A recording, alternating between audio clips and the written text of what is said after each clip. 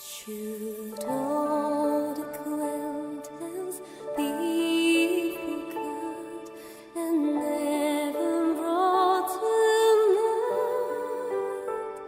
Should old acquaintance be forgot and old lands lie?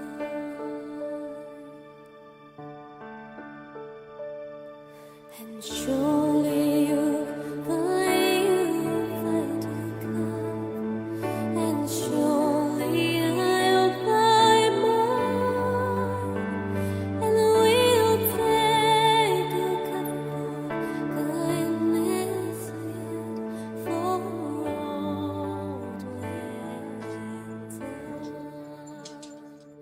Now we're live. We're Oh, live. we are live.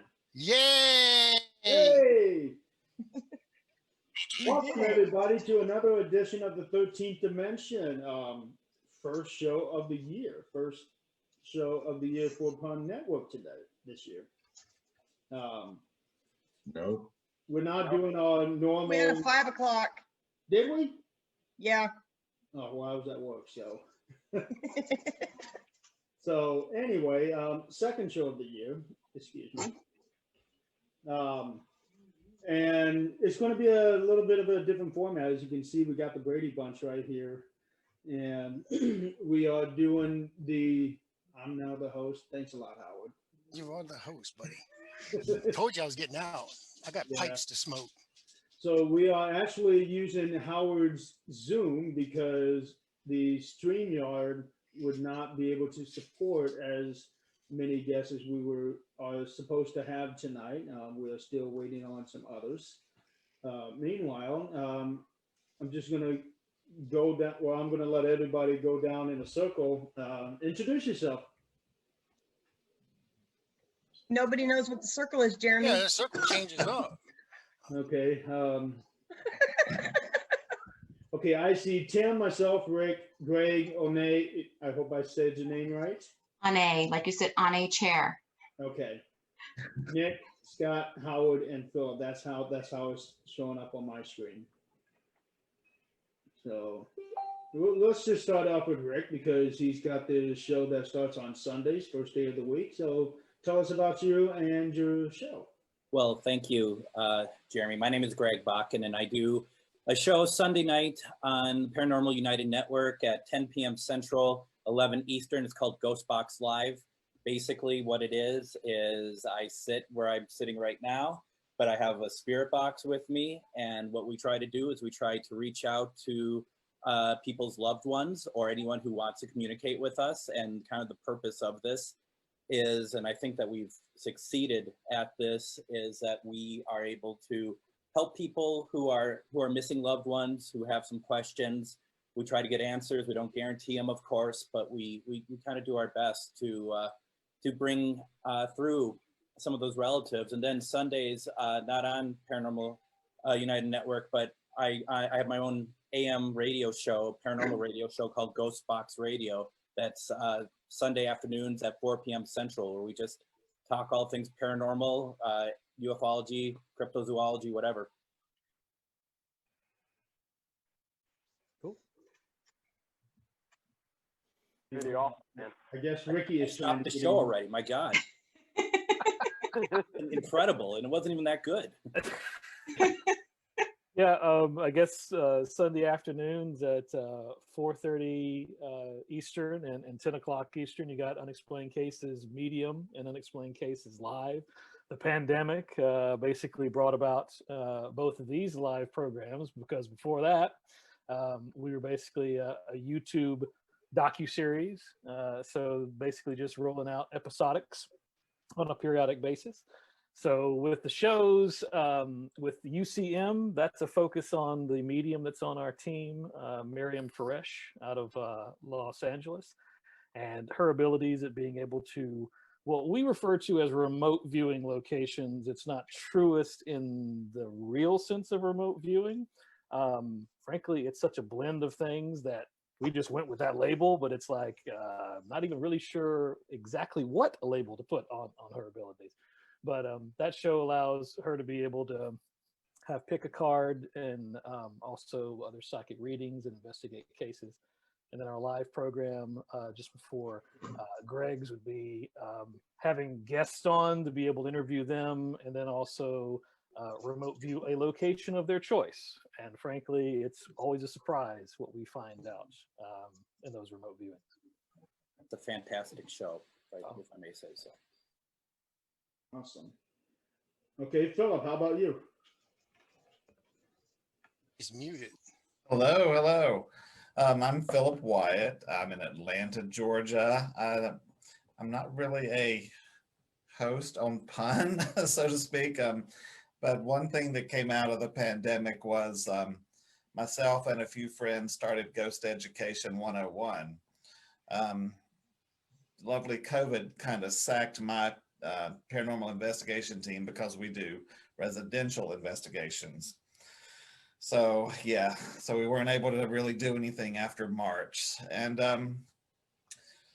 just thought it would be a great opportunity to start teaching some of the young people that are coming into the field some of the basics, because we weren't really seeing any shows on Facebook that were teaching like fundamentals and the basics of paranormal investigating, and they were getting a lot of bad information from the television shows and the demons, and as you all know, that's not always the case. Plus, there's a lot of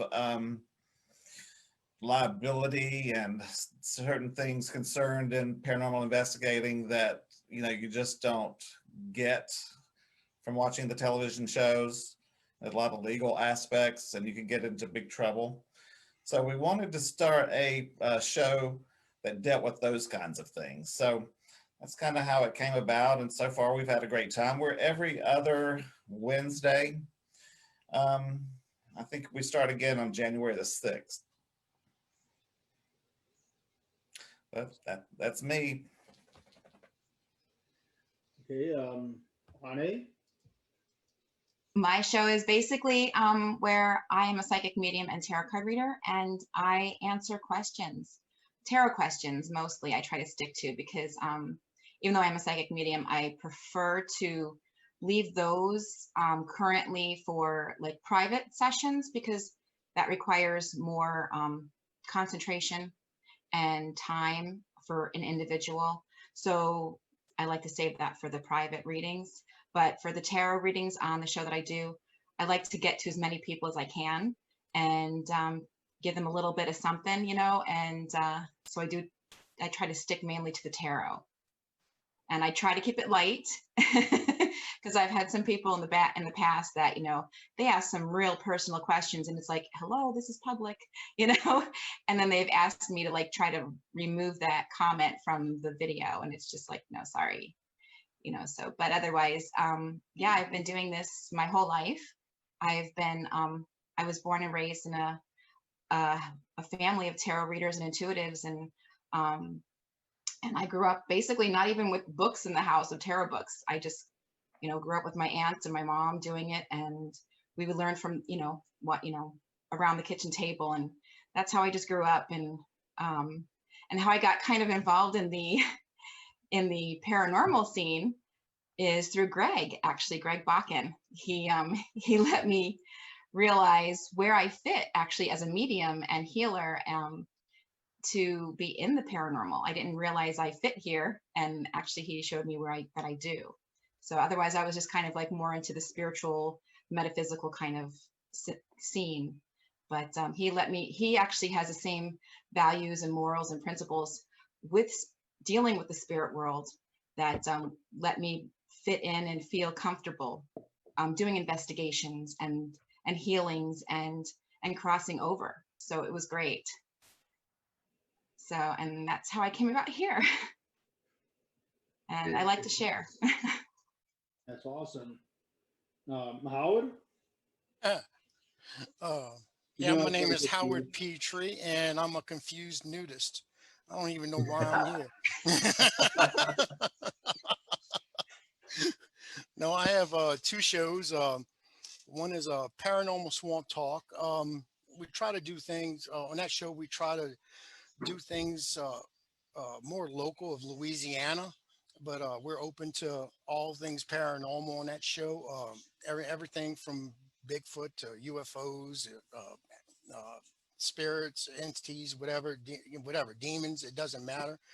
We usually interview other hosts, other people that are prominent figures in the community, the paranormal community, and that's hosted with me. My co-host is on that is Jennifer Lee and Gabriel Herrera. And that's on Wednesday nights at 9 p.m. Central Time. And then the other show is the Pitre Dish, and that is R-rated, so no children can watch this. Sometimes I don't even want to watch it. We have no subject matter on that show. We don't know what's happening on that show. We don't know who's going to come in, who's going to visit us, what we're going to talk about. We'll talk about everything from on that show, from phantom venereal diseases to what color underwear I'm wearing that night. So it goes all over the place. And that's hosted with me, as a matter of fact, Jeremy York and Miss Adrienne. So that's, I have two veteran pun, I guess, executives or whatever you want to put it, that's helping me with that show. And we just started, we just added a fourth, which is Mr. Nick Mulae. He'll be starting with us at the first of the year. So that'll be a fun show to do and see what happens with that. Also, I'm helping produce another show, which is going to be airing hopefully soon. It's going to be on the Swamp, Paranormal Swamp Investigations page. It's an all Spanish show.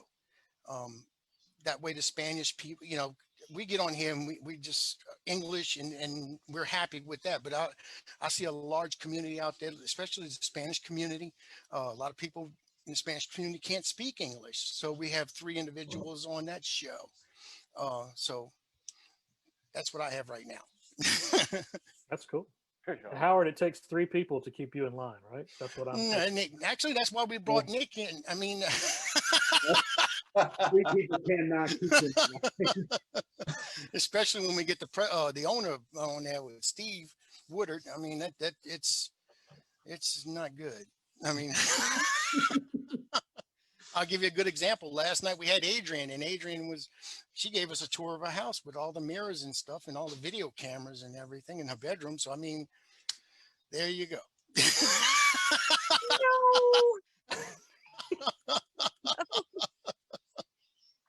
So speaking of Adrienne, introduce yourself to our audience. Hello, hello. We're going on another tour.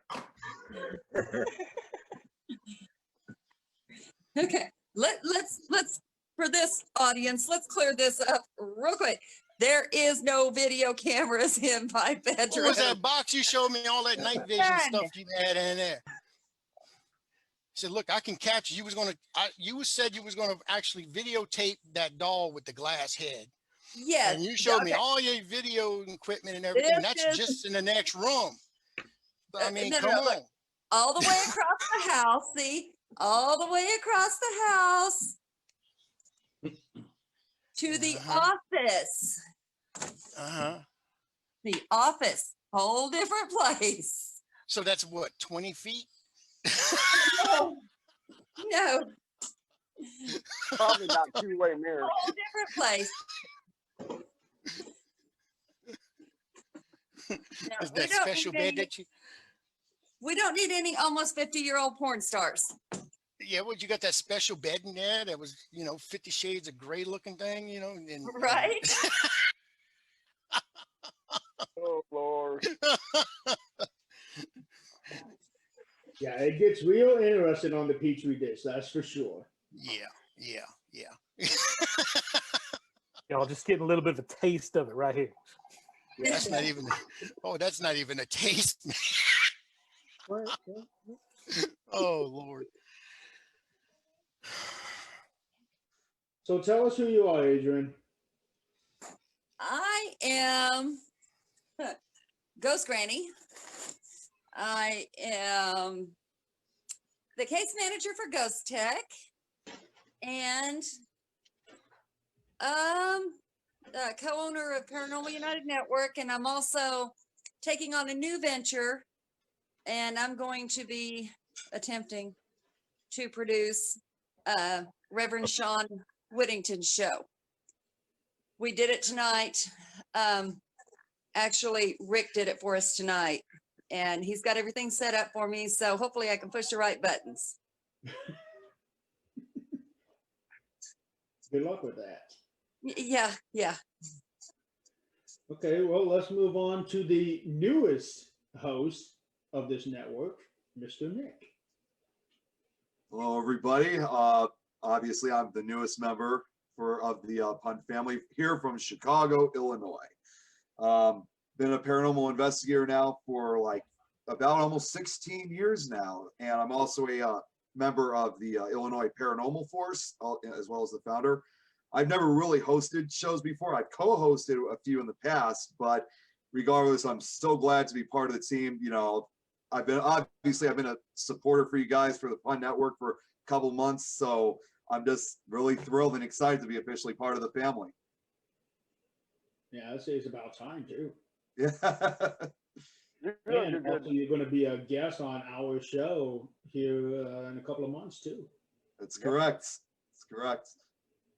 You ought to do a Petri dish thing on your show. No. Scott does that enough on his own.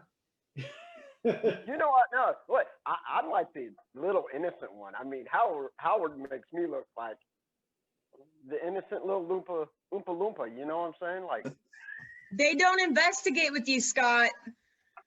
I don't know what you're talking about. Yeah. We need to get Scott on Greg's show with the Spirit Box if you want a Petri dish show. Oh, yeah. Yeah. As long as we're dressed and stay covered.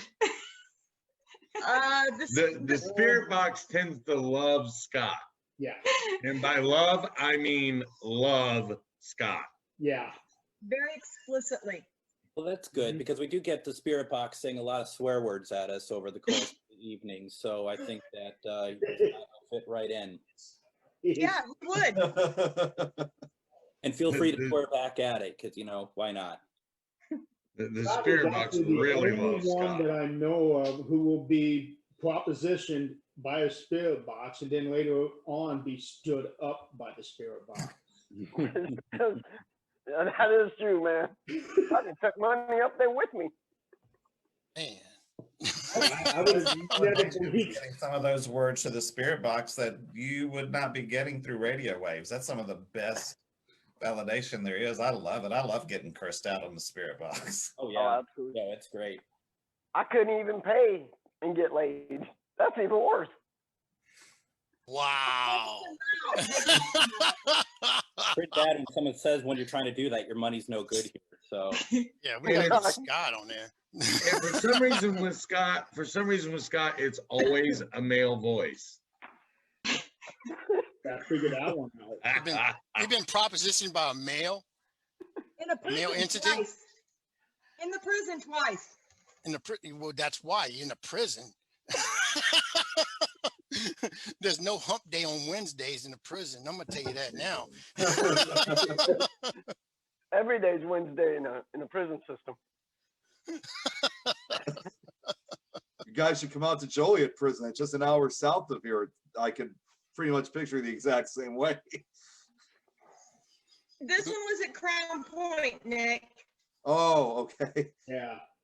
One of our favorite The old Crown Point He's jail. an hour and a half away. I'm due for a visit. I got to get over there. It's been like 7-8 years since the last time I was there. Next time we're there, you need to come with us. That'd be great. And it's Got coming soon too. It will be soon. I'd like to know more about like Greg and I'd like to know more about Greg and Onae. Is that right? Onae? Onae, like you sit on a chair, on a Okay, boat, on Onae, a plane, Onae. on You A, gotta- on B, you on gotta- C. Yeah, because they're the newest members to the Pun family, I believe, except for Nick. We all know Nick, but I mean, I've never met Onae and Greg before. So, They're new. It just started this week. We just this started, week? yeah, this past week, Howard. Yeah. oh my Lord, I'm behind. Shoot, I gotta stop drinking that brown liquor. Someone here is saying that they're I need to drinking a beer start for me. drinking more. He needs to get out of the bathroom more Seriously. often. Seriously. No, but a matter of fact, I've been sober. It's 10 years now, and Good. yeah, I've been. Congratulations. This is all me. Oh, God. I mean, you act like that without drinking? Good Lord. Yeah, it's crazy, isn't it? He's his So I own got- natural high. So I got to stalk Greg and Onae's pages now. Yeah, it's Jeremy, really would you it's like really to- cool that we got these two at the same time, because we would go for weeks without getting any new host, and then all of a sudden we got two people at the same time, and then just days later we end up getting Nick. And there's a fourth in the works. Yep, That was Michael. my vacation. Ooh. I was on vacation that week. I think Stephen took it as a challenge. Let's sign everybody all at once. Well, Greg and I are like a team. We work together real close. It's nice. That's great. So wherever he goes, I go. Wherever I go, he goes. Yeah, awesome. You'll see that this the pun family. We're that's the big word, family. We Mhm. are a family in this, And that's really nice. We do take care of each other. So I mean that's what I like about it. It is.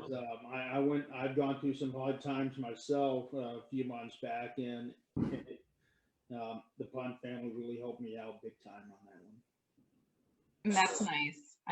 That's good to have support and family, Yes. especially in our world. I was just going to say, funny enough, I was just going to say it's, that, and especially something that we all love and share and how it should be. And we know that that's not always the case, that, that there's people that share the love of the stuff we do, but can transcend behind or beyond just paranormal, Mhm.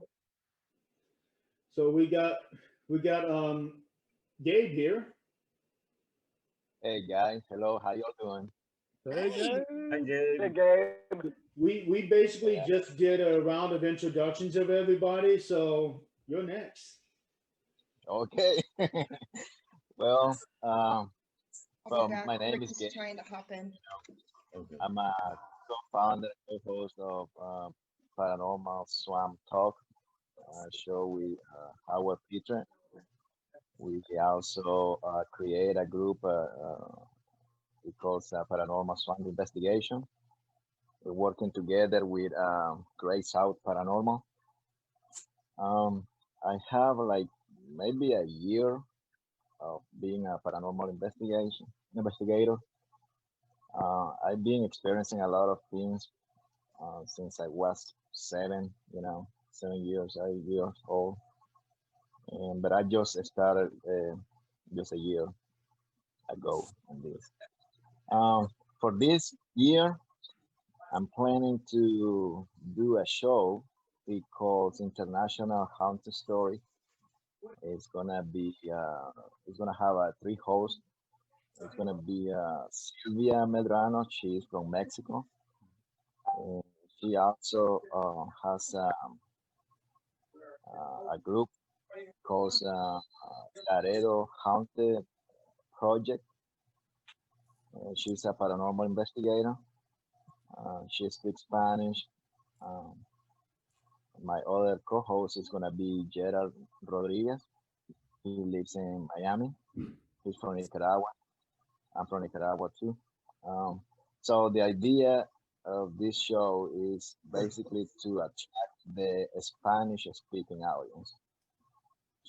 Because we've been looking around here on Google and Facebook, everything about paranormal groups in Spanish in the United States, and I barely can find some. So Howard was talking to me and said, "Hey, why you shouldn't create one show for Spanish speaking people, So the idea is that trying to connect the Latino community that is into the paranormal field and that living in the United States with the rest of the world.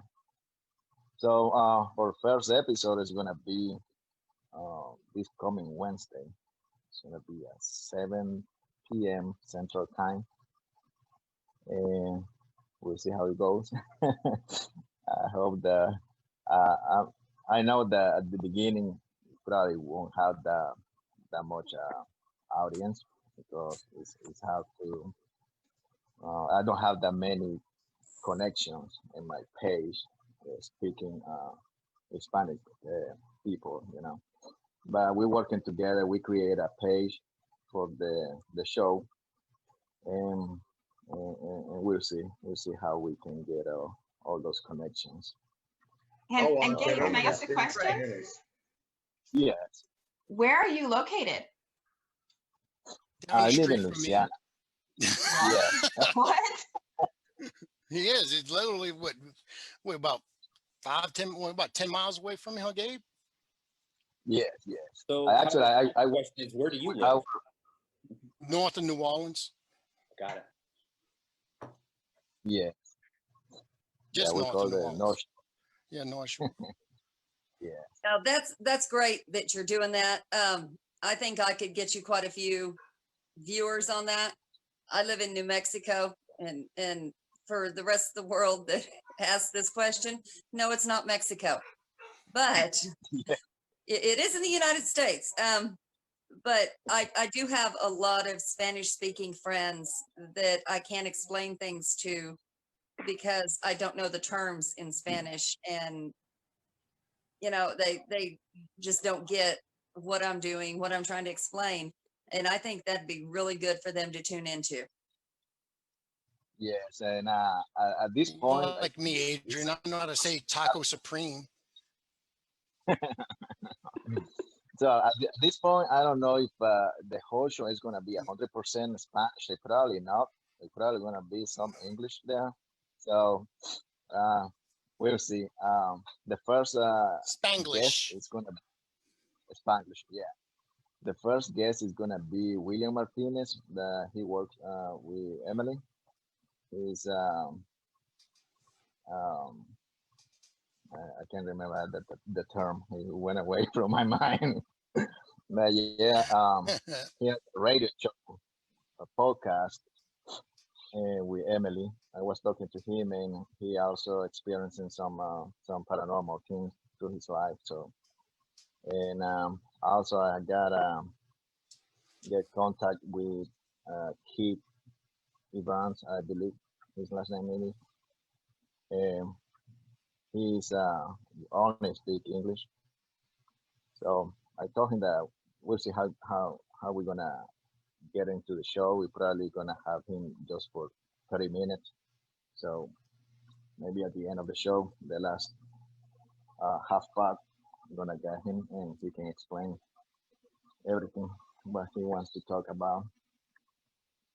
Yeah, because he's a co-host with Emily Men's House, which has frickin' frack. Also, he's also he's on Dark Fringe Radio, I believe. That's what I'm getting on here from Emily now. And Emily couldn't make it tonight. She tried, but she ran into some little problems. He's in the comments tonight. I think we froze. Oh, that's not good. Yeah, I'm back. Okay. All right, y'all. I just wanted to stop in and say hi real quick. And I have to go to work. Yay, me. But I just wanted to stop in and say hi and support everybody for a minute. I love y'all. And I will tune in as I can. Woohoo. All right, awesome. Thanks for joining. Bye, guys. Hey, Adrienne. Bye. I don't know. That's gonna like expression of referee. The one in the pit has to almost be chasing that. Okay. Oh. Everybody's back. Yep. Yeah. Well, we actually still have Adrienne. We lost Adrienne. No. Well, according to this, we still have her here as a non-video. Ghost second. Yeah. Gabriel. The idea of doing an all Spanish show, I think that's a brilliant idea. Gabriel, I wanted to bring up, I know we on your Paranormal Swamp Talk page or the Swamp Investigations page. Yeah, we're going to post it on that. I think what Gabe, you talked about. Sylvia is going to she's putting it on her page, and we're going to share it on Paranormal Swamp Talk page. Okay. I'm trying to get with Steve and see if we could possibly do a show, put it on Pun. So I'm still working on that. I haven't been able. Steve's been on vacation and everything. So yeah, that's what we're planning on doing. I think it'd be a great asset. I mean, something for the Pun Network, especially. Because I mean, you can go all over the world with this thing. To hit that Hispanic community. So that, I mean, that's a lot of people. Yeah. It is. And not only that, but it always surprised me a little bit that there wasn't more Spanish speaking people in the paranormal world, simply because I know that it has such a strong culturalistic aspect in the Spanish speaking community. Yes. Yes, and the way that I Sylvia, it was looking for this group. I saw that it was this group, but it was in Mexico. It wasn't in the United States. So, but then I was chatting with her. I was looking for some of the video that they were streaming in their page, and they were speaking English. So I said, "Oh, this is cool. They speak in Spanish and English in the investigation." So that's where the connection started. Very cool. Hey, Nick, did you have a comment? Yeah, I was going to say, and Gabriel, we've spoken a couple days ago that I have a few connections with paranormal groups and investigators down in Mexico and even parts of Central America. I actually tried reaching out to a few of them. Unfortunately, the investigators which were really the only investigators I was able to find, which were from El Salvador and Guatemala, they didn't respond. But I think I got a few of the groups from Mexico and even Honduras interested in wanting to be that may tune in. So I'm still, in fact, I'm actually looking at the comments right now. I actually have one of my investigator friends from Brazil who's been watching right now. Oh, awesome. Yeah. That's the only, I mean, I always like the Portuguese language, you know. that's awesome. Yeah, Believe it or not, Gabe didn't want to do this show. I had to force him to do this show. I mean, I did. I said, "Man, you got to do this. You've got to do this." I haven't seen anything like this in the United States whatsoever. So I think it'd be awesome. I mean, especially the history of the Spanish community. I mean, they call it. You can't call it South America, but it's still considered. Mexico is still considered North America. Mm-hmm. But like with with Aztec ruins and things of that nature and stuff like that, I mean, there's got to be activity there. So I'd love to see people going in and do an investigation like these big Aztec type monuments and stuff like that. I mean, you see people do it all the time on the TV shows, but you just don't see it in the podcast. So, I mean, this is something that would be unique and great. I mean, I've even told, we talked about Gabe about possibly putting subtitles down at the bottom. If you don't speak Spanish, you can actually read it, follow along that way. Been looking for someone to do a presentation on is it Santeria and some of the Spanish culture, religious hexes and curses and things, which are mostly from the South American, Hispanic, Haiti countries, but it's hard to find somebody that can get the information out because English is not their first language. So if anybody wants to help me get that going, just let me know.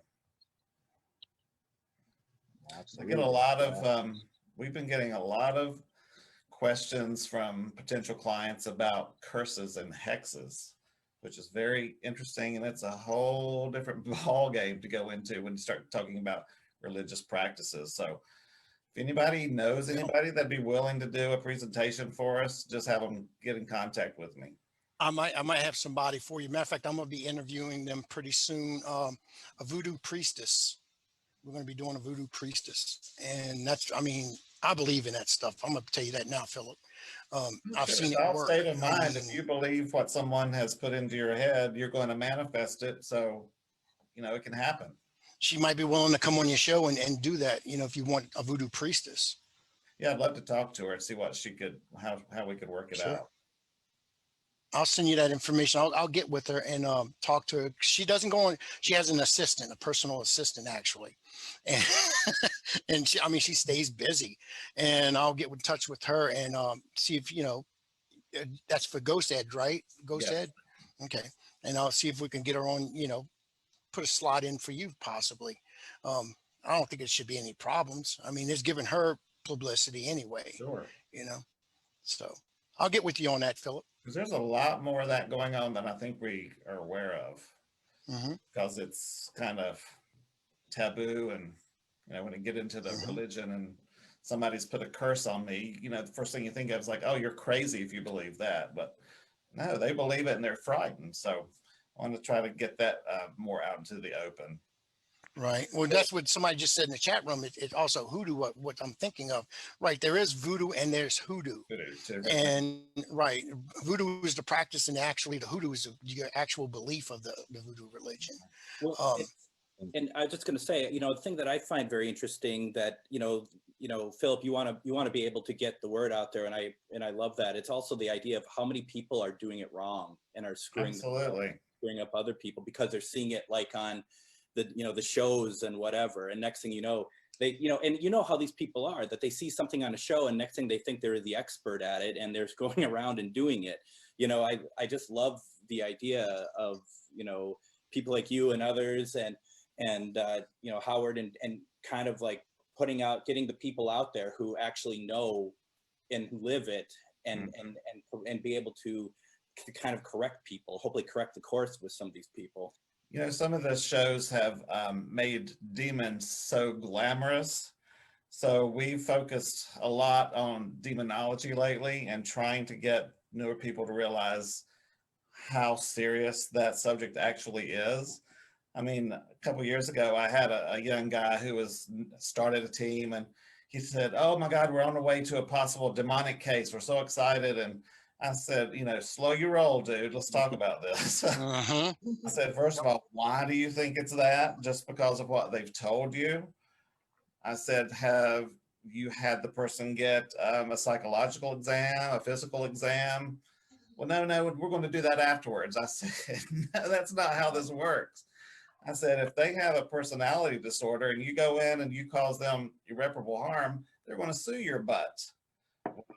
He had no clue about that. I said, yeah, this is not just what you see on television. There's a lot of things going on that you need to be aware of to just protect yourself, if not potentially harming a client. And some of these kids, they just don't know this stuff. And it's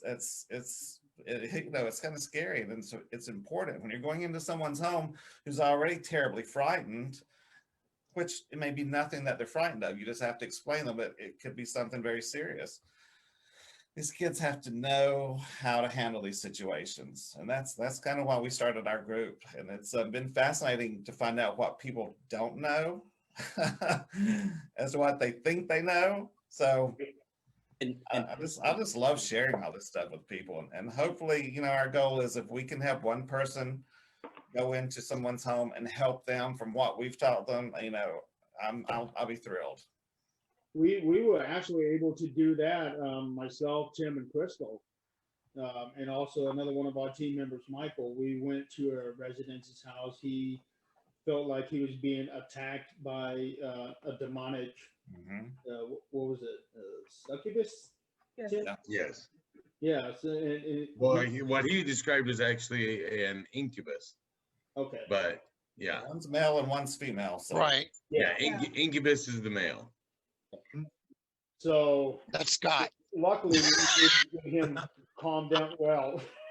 Pat, we can start the spirit box right now if you want. It sounds like that someone's wanting to talk. I'm not into jail, but we can still see what happens. But luckily, we were able to calm him down a little bit, and over the few weeks, he eventually messaged me and said that everything is all good. Good. while he wasn't, in my opinion, he wasn't possessed by anything and there was no demon there. He had EMF spikes throughout his house that were off the charts. Yes. He had a lot of cats and there was a strong smell of ammonia, which can affect you. That's cat pee. And toxic mold. People have so much mold in their house that they're not even aware of. We had a client with all these complaints, and they had so much mold and mildew on the wall behind their bed, they had no clue. That's toxic. And there were other factors that played in with this guy that just led me to believe that there was really no demonic presence there, but I didn't want to treat him as if he were crazy. No. I made him, I still said prayer with him. I still He even talked went to out him to his about it and car gave him and grabbed his empowerment. Bible. What was that, Jeremy? He even went out to your car and grabbed your Bible and brought it in. Yeah. Well, I mean, I just wanted to give him a few things that I thought could help empower him in his mind over what he was thinking he was dealing with. And the truth is, we were there one day. You know, we don't know what goes on in his house 24/7. So in that one day, though, if we were able to give him some peace of mind, hey, at the end of the day, that's what it's all about.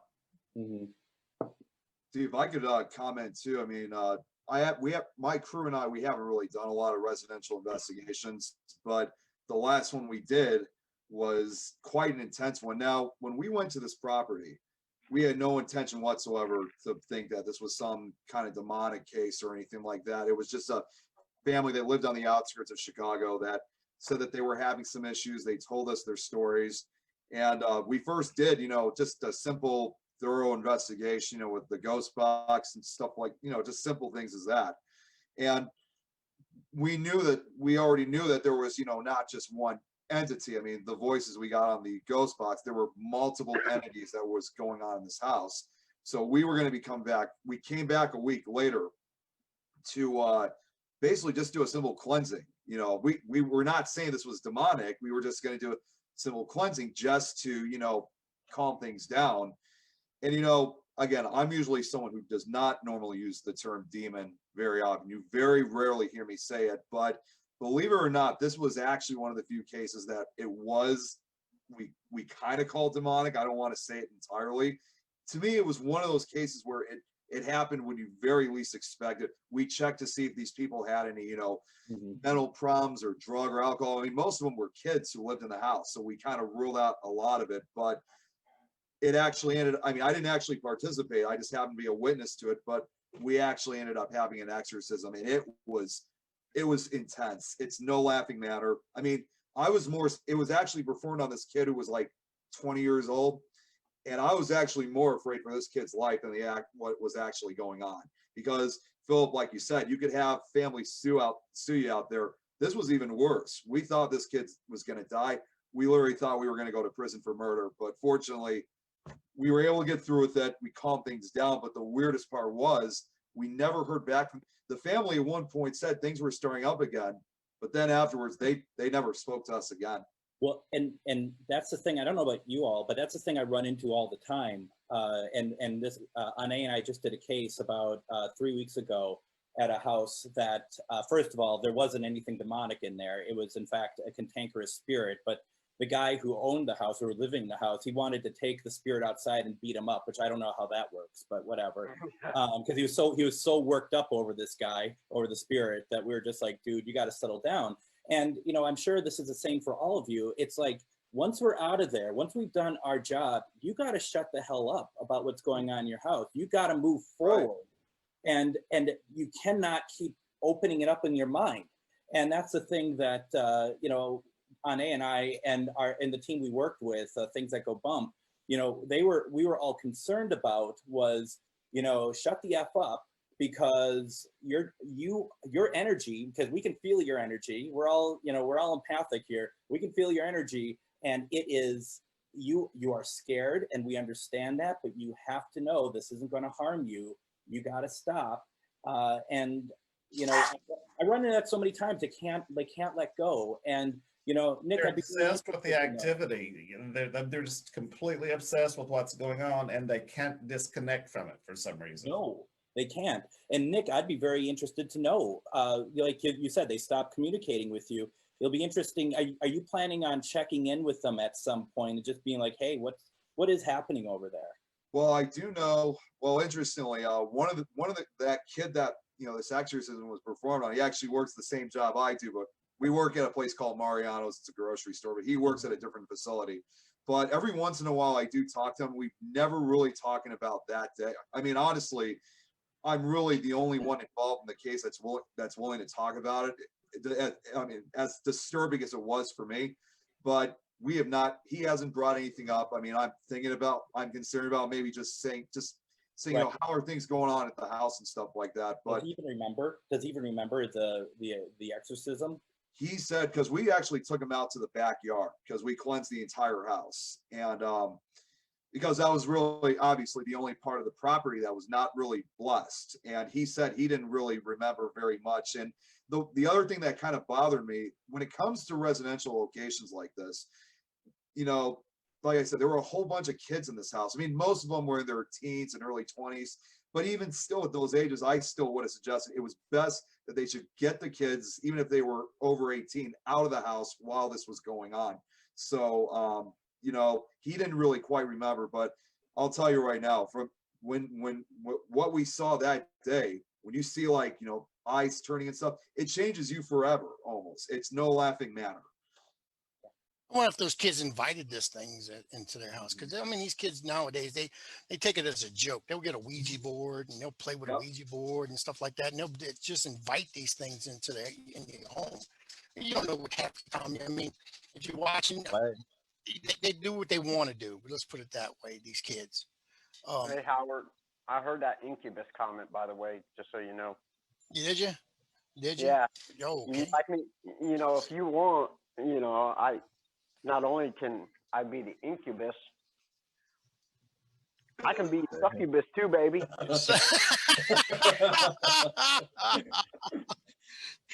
Well, damn, you do look good. just be glad he didn't bring the tutu out. Sounds like you're being bayou-bus. So now you know the spirit box thing. I don't want to turn this on. I mean, how many actually you get in an investigation, how many people you want up that calls you up and that's the first thing they always say, I have a demon in my house. I got the devil and stuff. And come to find out, it's 9 times out of 10, it's either they have some kind of mental problem or it might be some activity that can mimic demonic behavior, and a demon in a house is extremely rare. Correct. There are a lot of nasty spirits. They're just almost as. They're also attention seeking. That's how I feel. Yeah. Yeah, I mean, whenever our crew, because we've been lately, I think probably because of the the COVID situation, we've been getting a lot more paranormal recruits wanting to join our paranormal sets more than usual. And I usually try to tell them the best I can, saying, it's not what you're going to think. I don't think you're ever really going to encounter, a real demonic entity. I mean, I said this on, not on well, that's the thing these kids sometimes, fail to realize, like you said, they think they're going to encounter all this stuff. And I've said this previously on other shows, like the movies, some of the TV shows, they try to make it look very intense, like it's going to be common. You got these, youngsters out there saying, oh, I'm going to go on an investigation. I'm going to have, like a lot of fun, excitement, danger. It's not exactly, how they would, really expect it when they actually go on one of these. So, trying to get it into their heads to let them know that, it may not be exactly what they expect it to be. It can be very, very difficult to really, get it through by just simply saying, well, nothing may happen, or, you're not going to see exactly what you're going to think.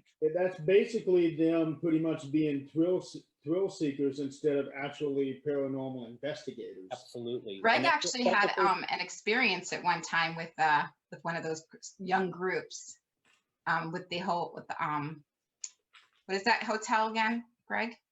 With the Calumet? Yeah. They didn't take it seriously. They were more thrill seeking. Oh, yeah. Yeah. Well, and that's funny because I was just going to say too that, you know, if I'm bringing on people, the first question I ask them is, are you doing this because you'd like to be scared, or even like, I got to be careful when I ask the word thrill seeking, because I understand there is a thrill to it, but if that's the only reason why, my personal philosophy doesn't mean it has to be everybody's, but my personal philosophy is I want to help people, and that includes spirits. It's an equal opportunity situation here. You know, it's not my story, it's their story. And I get so tired of paranormal investigators who insert themselves into the story, into the narrative, when really I see, if we're being called out to somewhere, our job is to help that location, not somehow find a way to make it about ourselves. Right. How many, if I could have you raise your hand, how many in this group has ever been physically attacked before? Her kind of. Our daughter. That's what these people don't realize is this stuff is real. I mean, I was physically, painfully attacked many years ago, which changed my life. And, you know, I try to explain to people, this is no joke, people. This is real stuff. Yeah, just on our recent investigation, Greg, where I was kind of actually physically attacked. Apparently, they didn't mind the men in the investigation, but apparently I was the only woman, and apparently it was a chauvinistic one and didn't want me there. No, wouldn't let you in rooms, wouldn't let her in certain rooms. They'd keep taking her out.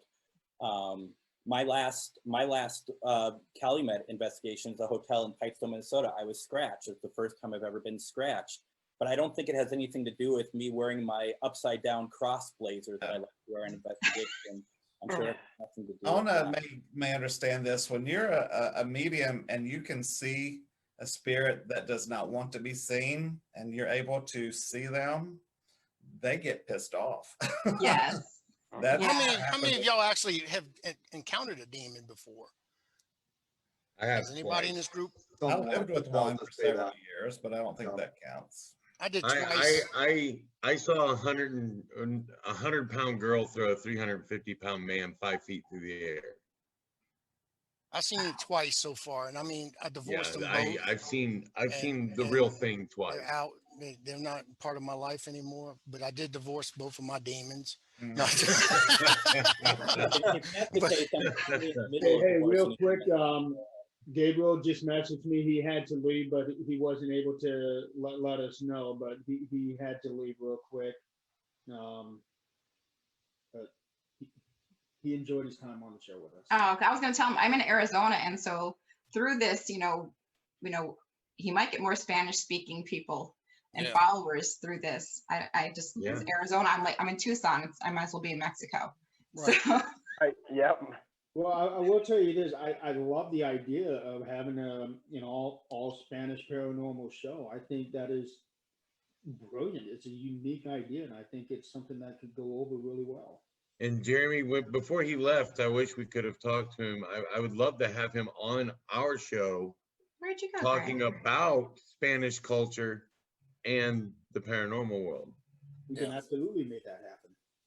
Yeah, You can I probably think get that'd all be a three great of the idea. hosts on there. I mean, you We'll might think be able to get about it. all three of them. I mean, I can set that up for you too if you need to, Tim. I can get in touch with Gabe and Sylvia and Martinez and see if they can do. I don't know about him, but I mean, I know I can get Gabe and Sylvia definitely. Well, if anybody doesn't really know, Crystal and I do history and research for the 13th Dimension podcast. History's kind of my thing, research is kind of her thing, so we kind of combine together to do that for them. And It's because That's those nice. two, they are the ones who do what they can to make sure that Scott and I actually kind of know what we're talking about. And That's most nice. of the time, I I have no love that. clue what I'm talking about. Awesome. I have no idea. I don't either. speaking of which, Scott, have you started reading that book yet? Oof, yeah. Got that deer in headlights look. He's pretending he's froze. Pretending it's frozen. Like he's frozen. Oh, the No, Greg I froze. haven't. Yeah. Get cracking on that, because I will start tomorrow morning, I promise. and I'll get We it done. we have a guest coming up in February who will be naming Jack the Ripper on our show. Oh, Yeah. Really? interesting. Hey, Yeah. Stephen just messaged into the page and he said Gabe could have his show on the network. It's totally fine with him. We Okay, can add a great. Spanish Good. time slot for him. He just needs to get with me Breaking so I can get him the schedule and we can throw in the time. I just told Stephen that he needs to come in. He needs to be here. This is his brainchild, him and This Joe, is I mean, his, John. all of his kids. Hey, I think we need to have Rick on our show too. And I know he does the unexplained cases, but Rick is awesome. Rick, I Darren, would, and Miriam. I was just going to say, I'd love to have each of you guys basically at some point here in the new year. It'd be nice for us to get to know each other and Yeah. you show don't the want love. me. Would love that. Yeah. I would love You to don't have want each me and to every trust one of me. you on our show. Yeah.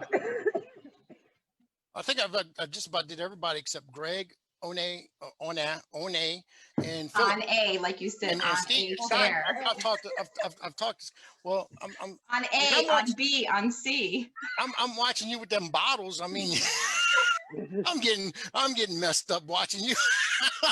Hey, You're making me drink. it's a Friday night, and Howard's making on a drink. Come on. I'd love to get y'all on this show. I mean, I really would. I'd put you on Swamp Talk, but I wouldn't put y'all on a Petri dish. You mentioned nudist, and I'm like freaking out here. Yeah, Petri dish is a completely different animal for those of you who have actually seen it.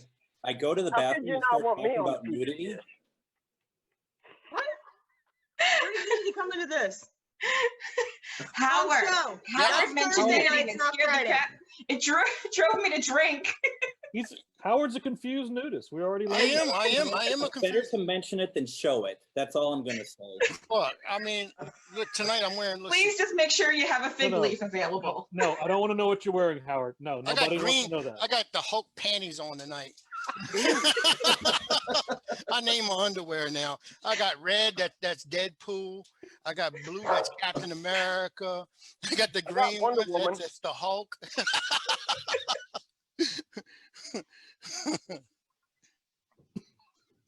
Steven just said that he can't come in, but yeah, it was just stopping through. But yeah, I can't. That's what Steven said, so he can't come in. I think I'm gonna go. Emily just said naked and afraid. I ain't About to afraid. read that. Wait a minute. Scott's saying something about Princess Leia. What are you saying? I said I think I'm going to go buy me some Princess Leia underoos. Ooh. You know the Leia, With the pink underwear that wig. we had when we- Yeah, I don't absolutely. need to see that. Block me from that TikTok. Take a picture of that. I want that. I'll put that in my screensaver. Keep that behind closed doors. And I'll, Yeah, and if, I'll eat my nuggets while I do it. I'll eat my nuggies. Oh, you? No, I thought you said Oh, you show your you know nuggets. I what? mean, Where are the I didn't get that one. My mind went somewhere dark and not good. So We got freezing rain today, bro. Remember? I'm not going anywhere. where are you located? Stop me from bringing the Slim Jim. Or just make sure we're not Northeast going there. Indiana. Where is that? We're in Northeast Indiana. Me, Tim, Scott, and Jeremy are all in Northeast Indiana. Yeah. I'm in Minnesota. Oh, You hell got no. lovely I think weather it's probably the there worst too. week. I love it. The reaction like, oh. Maryland. yeah. And I'm in Minnesota You got 5 foot of snow on the when ground. it's nice out. Yeah, the further south you go, the little snow that you get, the more people panic. Yeah, we see a snowflake. It's like everybody's like a rush when COVID hit. We get the I mean, snowbirds we had here. to- It's we're horrible. buying It's like everything. you're driving along, you see cotton balls everywhere. Well, you Little got Q-tips.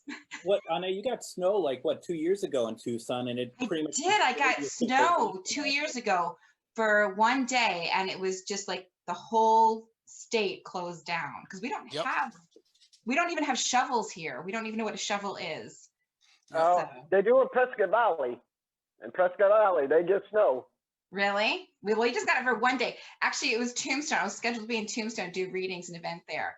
And the town that's too tough to die closed down. curled up like a little baby and started to cry. We don't have snow today. We have ice. Yeah. Ooh.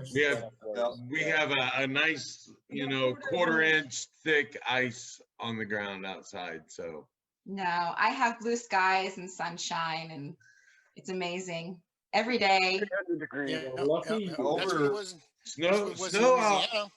I'll deal with 68. snow any day. Ice, I can't do. Yeah, it's been snowing over here today. Well, it snowed earlier than it started sleeting. So, and I'm sure you guys, Jeremy, Tim, Crystal, Scott, whatever hits our area in Chicago, it's probably going to eventually hit you guys. Yeah, if like you comes could stop down. sending that to us, if you could stop sending that to us, we would be perfect. You guys can keep Yeah, it send rolling. it north. The thing is, Don't look at Scott, me. that's the lake effect. Yeah, come Yes. on. Right. So we can't get away from that. Well, it's a nice, 68 degrees here. Yesterday we had the liquid snow, and today it was nice and pretty. The sun was Liquid out and everything. Yeah, we don't have snow. We have liquid snow. What is Howard. liquid snow? It's Howard, really- Like I cloudy. used to live in Orlando, and it was so funny because I had just came from Indiana and moved to Orlando, and it's January, and it is hitting 45 degrees at night, and I'm walking around in shorts and a tank top, and everybody else is like, "Oh my God, what are you doing?" They're all in parkas. Yep. Because it's 45 degrees at night. That's true. I mean, yeah, I mean, right now, you ever seen them guys that when you go to the beach and they just these big fat guys and they wearing these little Speedos? That's what They all I'm jump strutting in the around the north. yard. I mean, right that's now it's nothing. And I used to work 12-hour shifts in 40-degree temperatures, so I'm used to that. Yeah. So am I. Yeah.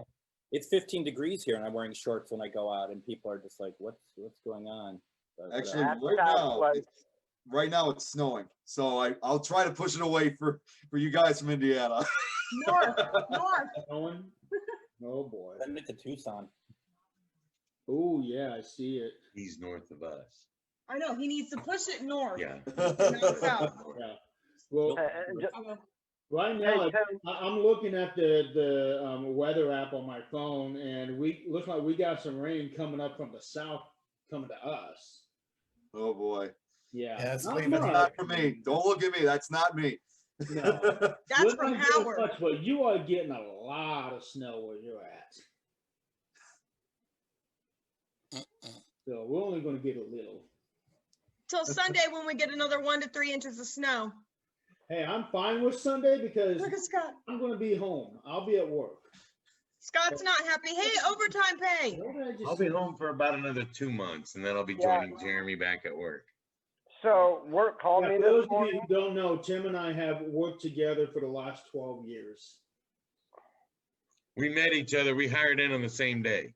We did. Nice. What were you saying, Scott? Yeah, work called me this morning because of the ice. Yeah. Some little guy was too drunk to go in, so he missed double time pay today. I was wondering when you're like, oh, I've been drinking, guys, I'm drunk. And I'm like, oh, he ain't going to work tomorrow. And for those that don't know, I'm a city worker, so I work outside every day in this crap. And so we salt, plow, and do all that fun stuff. So yeah, I got really, really drunk last night. I kind of acted like Howard when he's not drunk. We go outside and shovel water. And he also likes to get hoisted up 50 feet up in the air. Yeah, No. I did that Friday. Did you? Now, Jeremy and I know I have. I don't know if Jeremy has ever done it. What's that? Have you ever cleaned a hardener? Yeah, I've cleaned my hardener. I did twice today. Mine went off accidentally once when I was cleaning it, but I'm sorry, that was a little bit of Petri dish coming out. no. Always We have a these rooms. We have these rooms. We make ice cream. Hey, Look at Onae, she's poured another glass. what are you talking about? This is her second bottle because of you. Oh Lord. Oh. Jeremy and I work in ice cream, and they have this machine that is called the hardener. Yeah, So that's what I get the called. ice cream goes in, and it's kind of like soft serve ice cream. For those who need a machine. And it's -40 in there with hurricane winds blowing on fans when it's running. Yes. I can deal with that. And when the ice cream comes out, you could drive those Nestle drumsticks. When they come out of the hardener, you could drive a nail with it. It's that hard. It freezes that solid. Dang. Yes. You almost break a tooth if you try to bite into that as soon as it comes out of that hardener. They make Viagra flavored in that? Because I'm just curious. I'm asking for Viagra flavor? Yeah. It's blue. It's blue. Well, Scott, ice cream is a natural aphrodisiac, just so you know. So for 10 years, I would actually climb into that hardener as soon as we were done with production and clean it. Clean the hell out of it. Go ahead. Still cold in there. Did you wash I've only it done it once or twice. I did it 10 years. Dude, Lord. I enjoyed it. It got me away from the people that I was working with at the time. Because that was my sanctuary. That's why I used to volunteer to do drains every time. Oh, everybody hated doing drains. Do you go in there harder by yourself? Yeah, I get to work by myself, and then when I got done, I had to go change my uniform, so therefore I got to go straight to break as soon as I got done.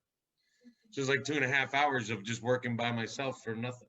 That's what I'm talking about. Cleaning your sure hardener everybody else by knows yourself. Don't say it, Howard. Don't do it. Don't.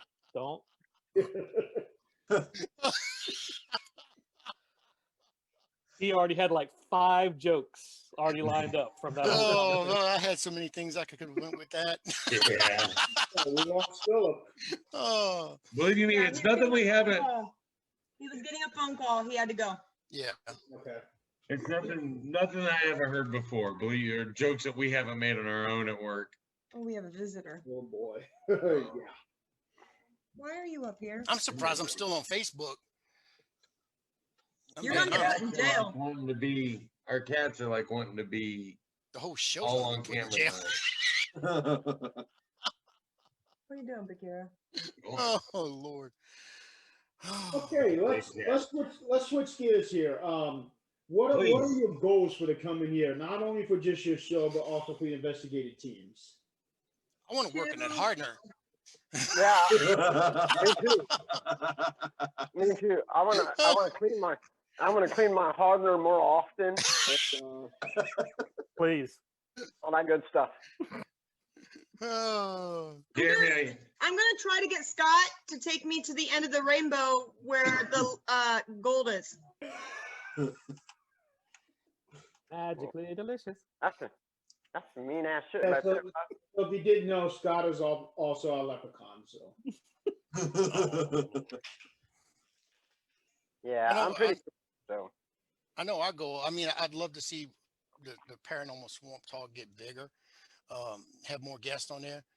The Pitre dish. I don't know if it's going to be on much longer. It's week to week. I'm gonna be in jail before it's over. I mean, I'll give it another month. You can only hide so many places. For 5 weeks, so we're doing okay. Yeah, we're doing all right.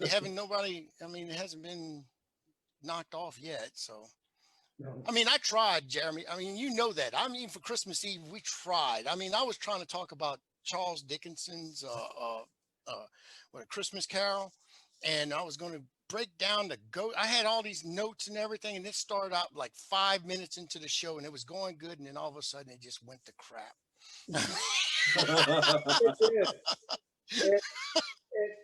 Yeah, you tried hard too. Howard, you should have known not to have someone named Dickens be the subject matter of the Petri dish. Well, that's what I was talking. That was going to be the closing. I was going to put a little bow on it and everything.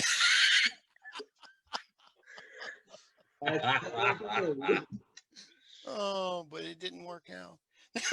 It didn't. Okay. Oh my What other goals do you have, Howard? Well, get that Gabe show. I'm trying to get that up and running. I'd like to see that. I think that's going to be a big show. I really do. Like I said, I was talking to Gabe about it, and I had to basically force Gabe to do the Spanish. I mean, literally force the man. I mean, he didn't. He's very shy, and if you ever seen Paranormal Swamp Talk, he it's very rare. He'll ask maybe one or two questions, maybe during the course of a show. So hopefully he'll come out of that shyness, and that'll be a big show. Or maybe literally throwing him out into the wolves to find out what he's made of. Right. And that's what he wants to do. He wants to start off small. He wants to see what kind of audience and how they react with one another on a podcast. Yeah. I just told him just to, practice, just do a mock one. Just go on Zoom or StreamYard and just do like a little one between all three of y'all and just practice it. So that's one of my things I'm trying to work on. The other one is I'm going to be coming up with another podcast. It's not paranormal. It's for foundation I have. It's in honor of my daughter. I'll be interviewing doctors and nurses and things of that nature to spread awareness of mental illness with pregnant women. A lot of I don't think Onae and Onae. Onae. I'm going to get it eventually. I'm a coon ass. We Think of the alphabet on A, on B, on C. I'm a coon ass. Just go with it. I'm a coon ass. Yeah, just go with it. Just change your name on A. Jeez. I know. Yeah. I'll just go to the Banshee. That's what my name means anyway. I'm the Banshee. I speak to the dead. I call them. And then that's one of the shows I'm really going to be focusing on here soon. Because my foundation, and Greg, and y'all y'all new to this, so you really don't know the story behind what's going on with me. I was in the paranormal field for 17 years. I got out of it, stayed out of it for 10. I just walked away from it. I was doing some research and stuff like that with MUFON and taking reports and stuff like that, and I got thrust back into it right after my daughter passed. The activity in my home is pretty intense. We've done ITC sessions, we've done all kind of stuff, and there's a whole bunch of stuff that's going on here. But anyway, that's what one of the things I want to do is get that show up and make have awareness of it, that women can get the help, and that's what our foundation is based on, is to have women who are suffering from perinatal, prenatal, postpartum depression, and mental illnesses have a place where they can go and get treatment, therapy, treatment, and a whole bunch of stuff. I mean, there's yoga. There's going to be a light impact aerobics, food and nutrition.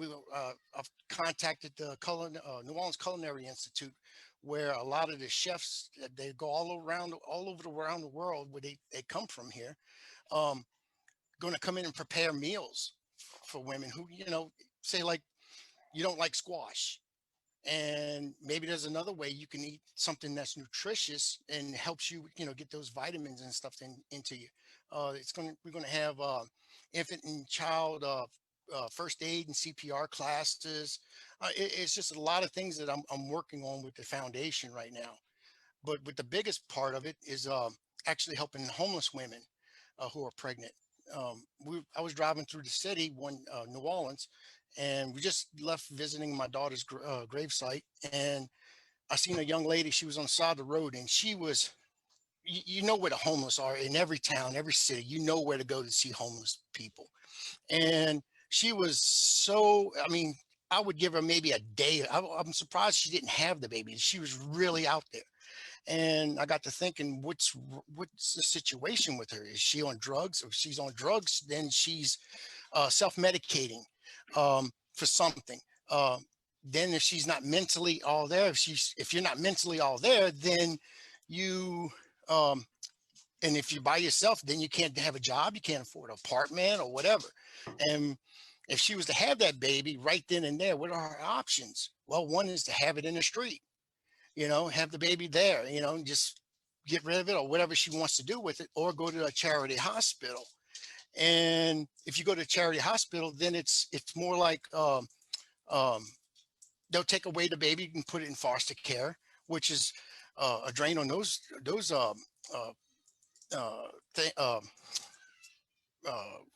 what I would call it, it would drain basically on those type of things. And what would happen with her, she would, after she would have it, she would go to, we have a place called Bridge House and Grace House. It's sort of like homeless people can go there and try to get their lives together. Well, she might go there for usually it's like 2, maybe 3 months, and then they toss them back out on the street. And she'll just go back to the life she knows, and then she's lost her child. The fundraising part that I'm trying to do for that is to help these women, get them the insurance that they need, Medicaid, I don't care what it is. I'll take it, and get them the help that they need. So that way they could be productive members of society eventually. They can have their baby, they can have a job and stuff like that, and get them the therapy and the medications that they need to be productive. So that's what that's about. And that's what I've been working on that with, instead of the paranormal field. So, I mean, I got my hat, I guess I got my hand, well, what's that old saying? I got my hat all over the place, or whatever they want to call it. So, I mean, I'm all over the place. You hang many hats. Yeah, there you go. Hang many hats.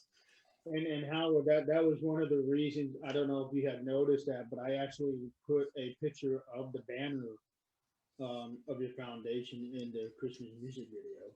Thank you. I did notice that. And I appreciate that very much. Like I said, we just got everything done to get the you wouldn't believe, you have to have it worded just to get a 501c3 nonprofit. A lot of people that are out there in the paranormal world, they have, we're nonprofit. Well, show me your paperwork. Because for this, I mean, it cost me, oh goodness, it was like $2,500 just for the attorney. And then if you have, for him to have someone look at it, then him, to do all the paperwork, and then have it worded a certain way, that's another $2-3 grand. And then filing it, that's cheap. I mean, it's only like $275 to the IRS. And then you have your state, and I live in Louisiana, so everybody's got their hands out here. So you got to pay all these people. And then everything's done. Only thing I'm waiting for, I actually got the stuff back from the state, but the IRS is, I'm still waiting. I have an EIN number, but I'm just waiting for the paperwork, that certificate saying this is what I have, so everything's done. I'm just waiting on paperwork to come in, and I can go at this full blast. Good for you, Howard. I appreciate what you're trying to do. I mean, what I'm trying to do is also get in each state, because it's not just here locally.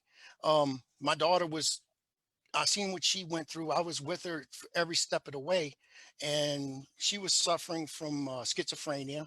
She was suffering from PTSD. She was manic depressant, and she had social anxieties. And when they took her off of medication, when a woman becomes pregnant, of course, the ladies here know this, that they take you off your medications if you're on anything while you're pregnant for the first trimester. And when they did that, it was like the walls came crashing down on her. And we went to hospital after hospital, doctor after doctor. And we were told, especially by a major hospital here in Louisiana, by a doctor, there are no such facilities in the state of Louisiana that will take a pregnant woman. Then there was some contradiction where they told, we did an interview, it was on the local news here. The coroner came on and said, well, no, that wasn't that. It was a lack of beds. And I've never heard of a lack of, they'll find a place, just 6 facilities. He said there were 6 facilities in the state of Louisiana that will take a pregnant woman. His words. I've had women call these facilities. They all got denied. What happens is once they're pregnant and you put a pregnant woman on the same floor as someone suffering from mental illness, something can happen, and it's a liability. So they just in our state, they can refuse you just because of the color of your shirt. They don't have to take you. So I'm trying to pass some legislation. I'm talking to some congressmen and stuff in our state, and trying to get some stuff worked up where I can get something passed in a state where these people can't do this anymore. They have to take these women one way or the other. I have one of the biggest healthcare systems here in the state that contacted me, and we're looking to hopefully have a facility in my daughter's honor. Her name's going to be on the door and everything, and it's going to be, of course, their name, and have a place for these women to go for right now. I mean, so they can actually do something. We can actually help somebody rather than just talk about it. So that's where I'm at with this. You're an amazing man, Howard. I hope you do that. Yeah, but you see, that's the thing. I mean, this, when I do the podcast, especially the Petri dish, that is like me getting everything out of me.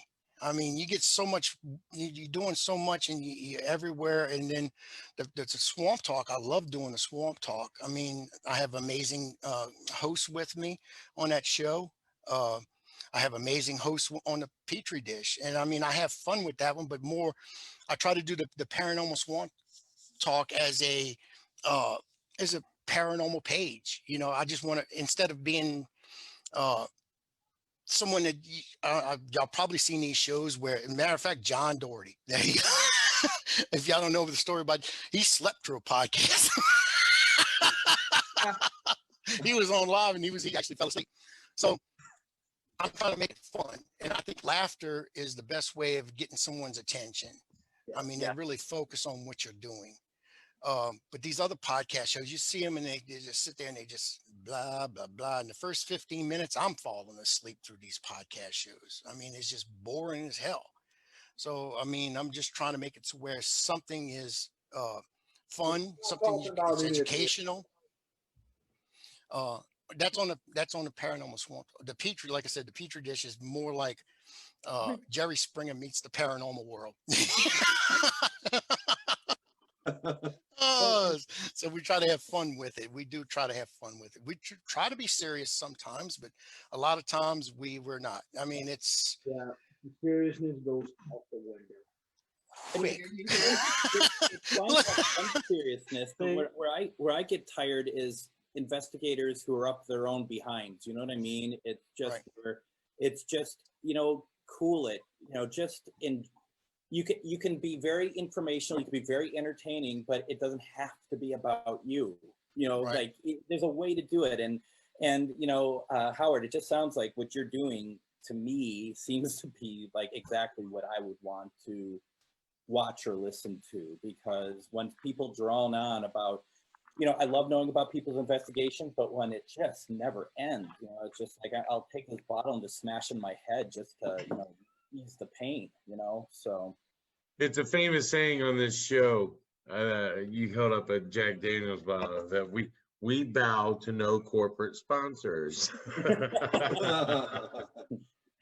I sponsor them. They don't sponsor me. I actually have one actor that's actually, he's a local actor. He's done some movies and stuff like that. And he's done a commercial for me. So if you go to my page, my Facebook page, and I think I posted it on Paranormal Swamp Investigations, you'll see the commercial that we have lined up right now. Later on, I'm hoping to get someone that's a little bit more, he's already offered to do it. I'm not going to say his name in public yet, but he's very, very famous, and he calls New Orleans home, and he's done a lot for our city since all these storms and everything we've had. So I know who you're talking about. So he's coming. He offered to do the commercial for us, and I ain't got, just let him know, and he'll do it, and I ain't got to worry about nothing, no pay or nothing. He's for the production and all that stuff. He's going to do it for me for free. So I mean, I'm excited about that. I would definitely take him up on that offer. Oh yeah, I am. Oh heck yeah, I am. I'm crazy, but I'm not stupid. I'm in talks with the New Orleans Saints and Pelicans. They offered to give me merchandise that I can auction off. Local eateries and stuff like that around restaurants and stuff like that offered certificates and things that I can auction off. Also of who else have I got to? Oh, artists, local artists here in Louisiana. George Rodriguez, Blue Dog. I don't know if y'all have ever seen Blue Dog before. That's right here from New Orleans. I haven't gotten George because that's his studio, but there's some local artists that were willing to put up artwork and stuff like that, and for me to auction and stuff like that, because it's a good cause. I mean, I'm not doing this. Everything I've put into it, it's out of my pocket so far, and it costs a lot. And I mean, and another thing is, I like to say this, young people out there, if you're a young paranormal investigator out there, I'm saying like between the ages of 16 to 25 or whatever. A lot of these people don't have life insurance.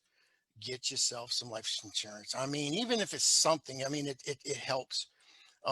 It cost me almost $40,000 to bury my daughter. And it's like, where can you get 40 grand? So, I mean, you had to, I wanted to have a proper Christian burial. So, I mean, I found it, and I'm up to my neck with debt. But I mean, she's buried, and I go there every week. I try to at least once a week, and try to put flowers, and I do my own arrangements on there and stuff like that. So it's awesome, I think. But she's also have a home web page. I'm trying to get these two idiots I got. They working on a web page for me. They started it, but they never finished it. But I do have a Facebook page for the Jessica Marie Pitre Foundation. So just check it out, and like it or don't like it. I don't, whatever. It's what I'm doing for her. I gotta say that's definitely awesome what you're doing and what you have been doing. Rick, what are some of your goals for 2021? Well, I guess one of the nice things we've had in addition to the team is Michael Shinn. He's actually been an investigator, part of Maryland Paranormal Research for quite a while, and has a whole bunch of backstory to him. But his vocation is that of being a marketer and being able to help us out with marketing and basically kind of aligning mission and vision and doing all that, because part of what we wanted to try to do is like, since we started off with the episodes, and that was the single leg, we kind of have a tripod now because we added on these live shows, and then we also started doing some events. And so it's like, well, okay, 2020 was kind of crazy adding on those things, but let's kind of like start from the ground up and make the foundation secure, build up from there. Do we want to keep doing events? Do we want to do even add on some additional lives? We're batting around an idea of like, I'm starting to feel like, what is it, Law and Order with all the spinoff series. I was like, well, we could do an unexplained cases like Special Ops, where you got these cases that were unresolved but require like a bunch of psychic mediums, Onae, to be able to come together and be able to address like a pretty severe case or something like that. Don't know if we'll actually put that to fruition, but it's just kind of like lay a foundation, do some different ideas. That's probably about as in depth as we've gotten so far for the year, but who knows what's going to be next. It's what kind of a fun ride in that case. So I gotta ask, Rick, you ever heard about the Delphi case, the two young girls? The Delphi case. That In sounds Indiana. Delphi, Indiana. Sounds really familiar, but I forget a lot. So remind me. Two young girls were killed, and they had a picture of the guy. I think there was a recording of his voice, but so far they've never found the guy. It's still cold case. Mm-hmm. Yep. So that, I mean, that's as part of like other stuff for to get into is like, hauntings of course has been our bread and butter, but when it comes to like forgotten history, cold cases, missing persons, aliens, cryptids, I mean, paranormal is a vast array, a smorgasbord, a cornucopia, if you will. Just to be kind of the direction our show's supposed to go. Right, to get into other areas like that. But good grief, it's so stinking easy to get into ghost and hauntings there. Rick, I'm a big fan of your show. I am. I love seeing your show. I do. Appreciate it. And I can't speak enough of that. That and frickin' frack. I mean, Emily does a lot of stuff. I mean, Oh yeah. She does a lot of stuff too. I mean, Well, that's why, like, when she came on the show with her idea for the Black Dahlia case, and then when Miriam started yeah. reading that thing, yeah, and that's that's the weird. thing, is where when you have something like that, and then all of a sudden it takes these crazy twists and turns. It's just like, Mhm. better hang on tight. It's going to get a wild and crazy ride. Yeah, it is. And I'm trying to this year trying to get with Rick. It's kind of hard because everything has been so busy in the holidays and everything. But I want to get with Rick, and we're trying to get Marianne and Jennifer together and do a remote viewing together. And some of the, I mean, I suggested maybe Sally House or something like that as a remote viewing, and put that on there and see what that's, maybe something like that, Winchester House or something big, and let them remote view it and see how that goes. Howard, I'm sorry to interrupt, but I have been like restless ever since you started talking about your daughter. And I don't mean to like interrupt the show. But once you started talking about her, I haven't been able to release the energy that has come in. And I just want you to know that one of the things that she's so proud of you. I know this might sound generic, but it's one of the big things that like my chest just kind of exploded when you started talking about what you've been doing. And she is definitely proud of you. And I have to get this off my chest, because otherwise I'm going to keep rocking back and forth and doing this thing with my hands. And that's what happens to me when spirit comes in. But and I need to release, okay? Because otherwise I'm going to be rocking back and forth for till I get this off my chest. So, but just know that she is there with you. She's following you. She's watching you. She loves everything. I know she's here. I do know she's here. I do know she's here because I've actually caught her full body apparition twice. I've seen her partial apparition, and I've actually seen, like, I'm looking at y'all peek her head around a doorway. And she's, as a paranormal investigator, I'm kind of spooked about the situation, because you don't know if it is something demonic, because usually a demon will come in and do these things. No, she's there to get with you. access into your home. She will give you your privacy that's the when thing. you need your privacy. When your private moments. Yeah, it's like Jennifer. Yeah, I told Jennifer the same thing. I love Jennifer to death, and she's she's an intuitive medium. She's a remote viewer. She's a cold case and missing person investigator. With her remote viewing, I mean, I don't want her coming in there while I'm sitting on the toilet. That's no. Or anything else for that matter. Nobody wants that. Yeah. Yeah, unfortunately, I can see, hear, feel, sense, taste, and just everything. I just see it all, do it all, and and it's just, yeah. So we'll just give you your privacy. That's for sure. Yeah, well, she's not the only spirit that's in my home. I mean, the history of the property that I live on. I mean, in Louisiana, there's not a rock you can't kick over. There's a story about it. I mean, there's so much history here. There's so much death and torment. I mean, it's a lot. And the property I live on, it was in the War of Independence. The British colony was actually here in Louisiana.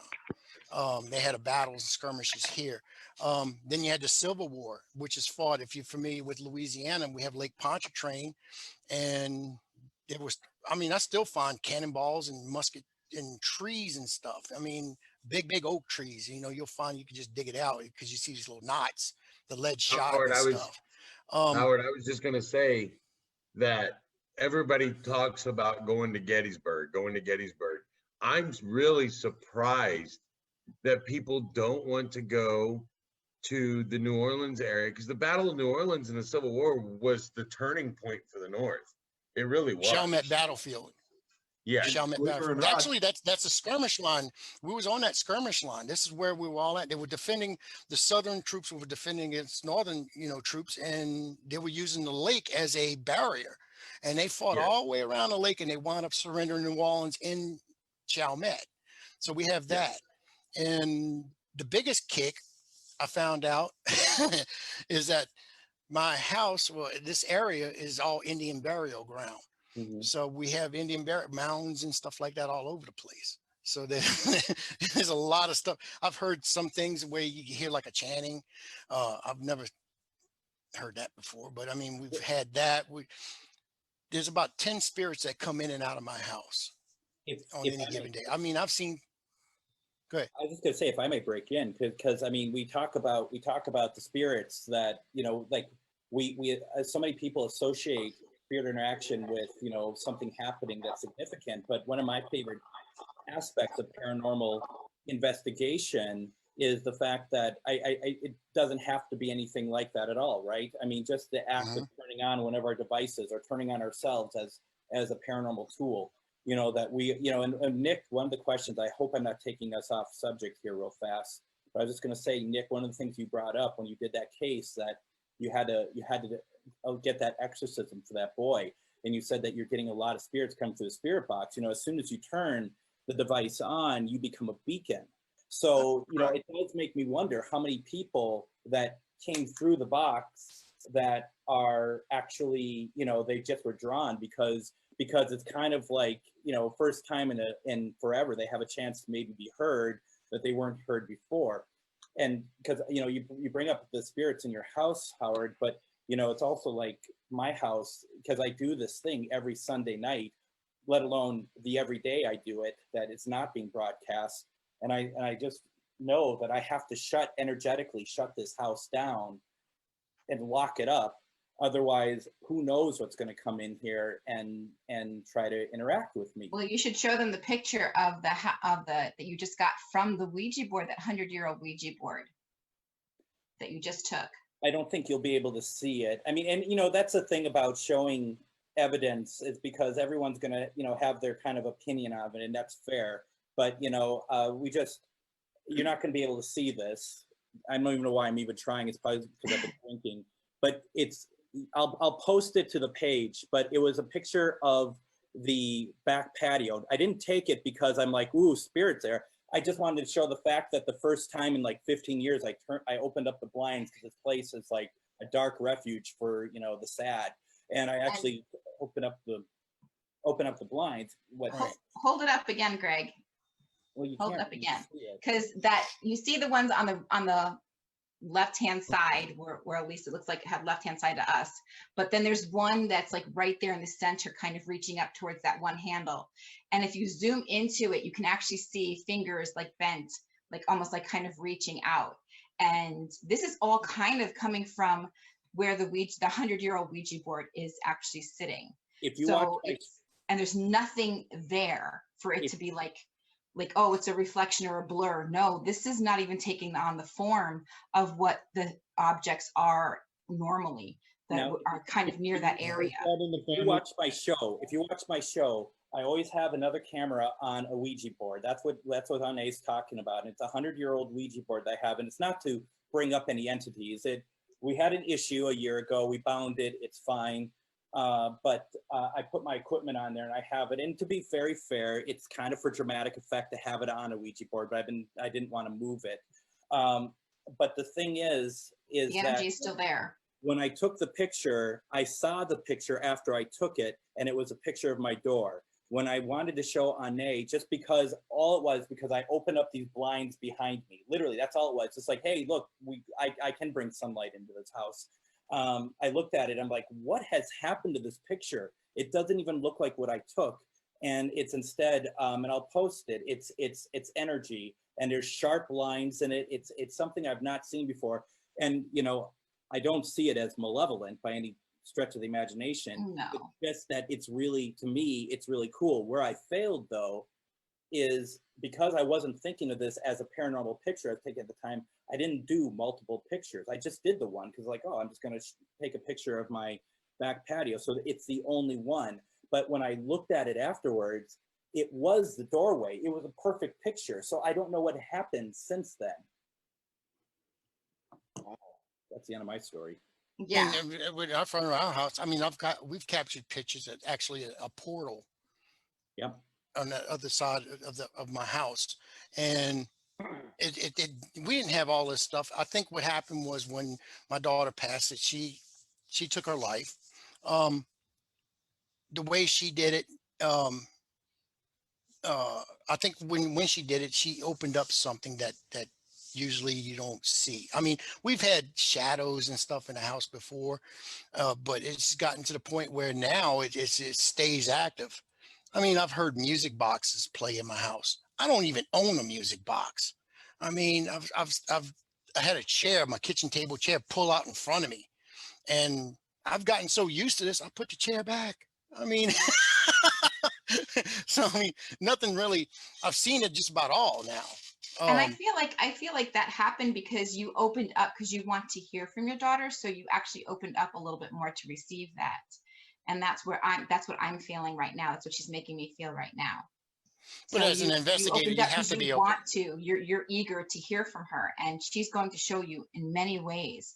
But also, she's also letting you know that you are open to this, and you are a lighthouse now because of this. Yeah, but as a paranormal investigator, we have to be open about everything. I mean, you got to be skeptic and you have to be open. So I mean, line, isn't it? Because right, I mean, I go into an investigation. I don't go in because I hear people say, and if this is what you all say, it's not meant to be an insult or anything. Please know that. But when people go into an investigation, like, I want to know whether or not spirits exist or not. In my mind, it's like, I don't need. That's not the question I'm asking.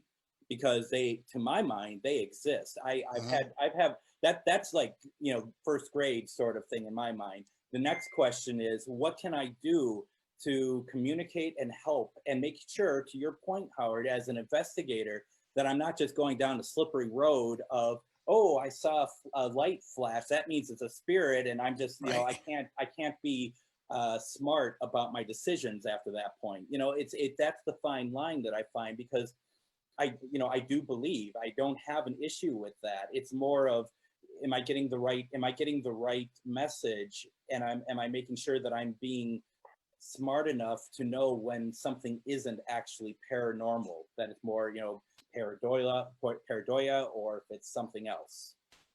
Yeah, I don't talk about it too much about other stuff. I mean, that happens here, but to me, it's a lot of personal experiences. I mean, I'm sure everybody here who's done investigations before, you have those experiences where you didn't capture, but you can talk about it, but you don't have it on camera. A lot of this stuff that I have is on camera, and it's just mind blowing with some of the stuff that I've actually captured. Those little personal experiences make my day.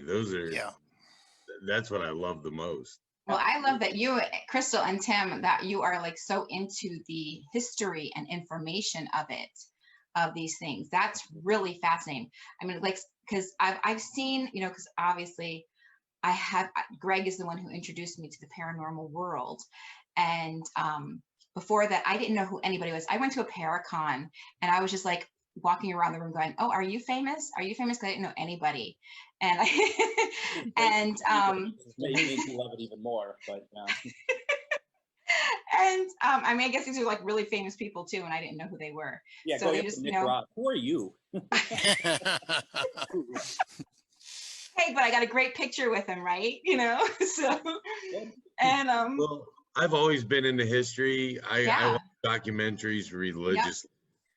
And of those shows, like the ones that do incorporate history into them, that is what captures my interest.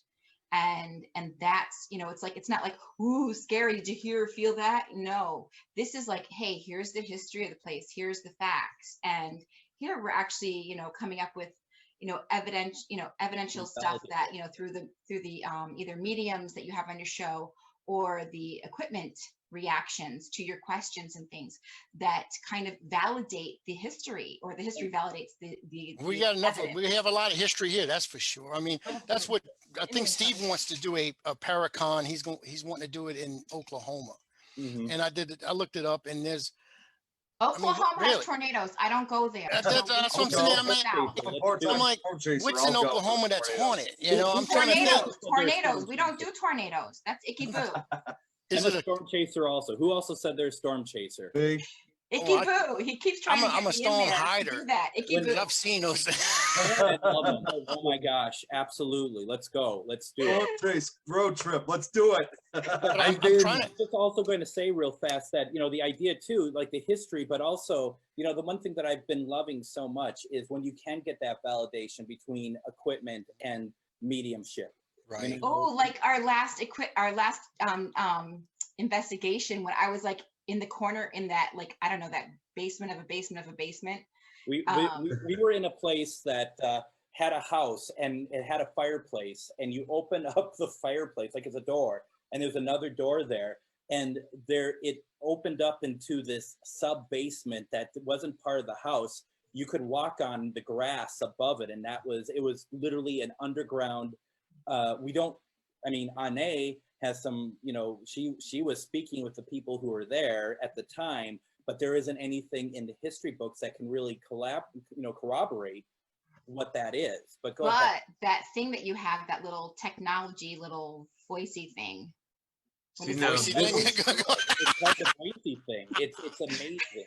It's called the little voicey thing, and it revolutionizes paranormal investigation. So it was validating what I was coming up with. I have a guy on my on the team that we have was Great South Paranormal, and he came up with an idea y'all might want to try. It's called phoning the dead. And what you do is you get two cell phones and you put one on a grave or wherever you find there's a lot of activity, and you just leave it on and you dial that number, you call that number, and you just have an open line, and you go off somewhere else and you can ask questions through that. And believe it or not, we've gotten some strong EVPs off of these things. I mean, just for doing that, just for cell phones. God, I love ITC stuff. I love ITC. I really do. But, and let's explain to the psychic medium what an ITC thing is. Intertransmental communication. It's like what you get. You hear. But it's through devices. Oh, so it's like what I just get with my own body. Right. We can hear it. See, we get it with our equipment. Us muggles can hear it. What I love is this is so familiar with like talking to Miriam, because like before the two of us were brought together, and I think that there was a lot of intention to that, she had no clue about any of this because it's her everyday life. And so what I'm hearing from you is it's just everyday life. And so all of this aspect of this equipment, or what she just says, ghost box, ghost gadget, just because it's like, whatever, whatever it is, that's your world. It's like, I am the ghost box. Exactly. But Rick, it's your life too, right? I mean, none of us are going to say that we ever turn it off, right? Mm-hmm. I mean, I go into, I think we're all intuitive to a certain way. I bored Onae, clearly, she left. She must have to pee. I mean, all that wine. She doesn't even turn off the monitor so we can't see her. She just gets up her and third bottle because of you, Howard. There's the third bottle. That's me. Yes, it's me. But I mean, it's like we're all intuitive. Yes. And it's like, so you go in the room, you're always feeling the energy, regardless if you're actually doing an investigation or not. You're always looking to see, you're always hearing something. You're like, what was that? It's like, even if it's a room you're not used to, or you see, like I just did, something that just was like, what was that? Mm-hmm. Maybe it was nothing, but it's always with us. Right. Yeah, but like I was getting back to that Paracon thing. I mean, they want to have it in Oklahoma, and I don't know what they're thinking. I mean, as long as it's not in tornado season, we're good. But the thing is, I'd love to have it in New Orleans. I mean, I mean, that's everything. I mean, like I said, you can go. What about Arizona? Arizona's safe. We just have hot weather and like lizards and stuff. It's Paracon, it's Paracon. And black widows. Hey, Howard, Tombstone. Tombstone, yes, that's my favorite. We're kind of thinking about that, actually. Yes. We're working. We were thinking of a cook-off or a grill-off, right, Greg? Yeah. But also grill off. Go on, Greg, because I'm drinking, so I don't know what I'm talking about now. Well, first of all, we've investigated. I don't know if you all investigate out there. We've investigated the bird cage. We also investigated China Mary's house out there. It was outstanding. Both places were outstanding. China Mary is so vocal. So active, and so I mean the whole Chinese culture in Tombstone is something that it's just just amazing. It blows your mind. And we were doing an investigation of her house that was turned into a store, and she was the richest woman in Tombstone. And the guy who ran the store at the time, he's not there anymore. His name is Graham. She basically told him through Onae and my spirit box, dude, you owe me money. You don't own this place. You need to pay me rent for being here. And he's just like, I'm gonna start giving her money. Like she's just like, you are, yes, you are. And then he doesn't own it anymore though, but yep. You were able to help figure out what happened to a young girl that had died. Yes, Holly. Yeah. Holly fell in the bathtub and smashed the back of her head, which they knew about something about how she died in the bathroom, but they didn't know exactly how. And I was getting that pain in the back of my head, like when you slip and hit your head on something hard. And that's what happened to her. She slipped, fell, hit the back of her head, and she couldn't breathe after that. And so how many places in Tombstone is haunted? I mean, just give me an the idea. whole place. You just go there. It's like the and city in it's New just Orleans. amazing. Absolutely. I mean, you got the LaLaurie Mansion, you got the Sultan's Palace, the top of the teacup. You just go to I went there when it was like all COVID and quarantine and empty. And it was amazing because I just live right down the road from it. And it is amazing. The energy you feel, you can actually even smell and feel the energy that's there from, they're still living there. They're still very active, and it's amazing. The energy. Where'd Greg go? Greg left me. But he might have to go pee too. he was drinking. That was a fast pee. I mean, what you do? The bathroom must be right there. Are you wearing pants? Tombstone, he loved it. Are you wearing pants? Because I mean, he just must have went. It was that fast. But no, Tombstone is absolutely amazing. I love it, and just when we went there and we had that investigation in all these different places, it was so powerful. How like when you open up and you listen to them, it's just overwhelming, and you just get all this information, this download, and it's so much fun how they still are so willing and able to communicate their story with you. It's really fun. And it's so alive. And when they say the town's too tough to die, it doesn't mean like because of active residents right now. I feel like it's active spirits and souls that are still there. That's how I feel. We have one like that. It just became active. There's a story. Well, it's not a story. It's actually happened. Right after Katrina, the city was there was nobody here. And it was just completely wiped out. Everybody evacuated. And they had a young couple that decided to stay. And there was no electricity. They didn't have electricity for months. It took them 5 days to get them bottled water to the Superdome just to help people. I couldn't survive it was crazy. It was crazy time. Dead bodies floating in the street. And what they would tell you is tie the body to a pole so it wouldn't float away. So they can come back and claim it. That's where you see those numbers on houses and everything. And this young couple, they stayed, and evidently the male of the couple, he decided, I don't know what exactly happened, but he killed his girlfriend and started eating her. Ew. Cannibalism. And to this day, and then he took his own life after that. But anyway, the apartment they stayed in, they have tours in there and stuff like that, and it is very active. One of the reasons I believe it's active because they still have the original stove and the original refrigerator where he kept the pieces of this girl. Oh, jeez. So I mean, that's what I'm saying. It's always something. There's that Jean Lafitte's bar, the blacksmith shop. I mean, you can get liquored up and you don't even know what's going on. You might be sitting next to a ghost. I mean, after your fourth drink, hey, how you doing, buddy? You don't know. I mean, but it's amazing. That's why I said, I mean, we need to do something here. Do it, Howard. Do a Paracon down there, and I'll travel down there because I've always wanted to come to New Orleans. In fact, I'm having a guy who's coming on. He's going to be a guest on our show coming up soon. His name is Sidney Smith. He owns Haunted History Tours. His show, his tours has actually been on the History Channel. They go to him. He is like Mr.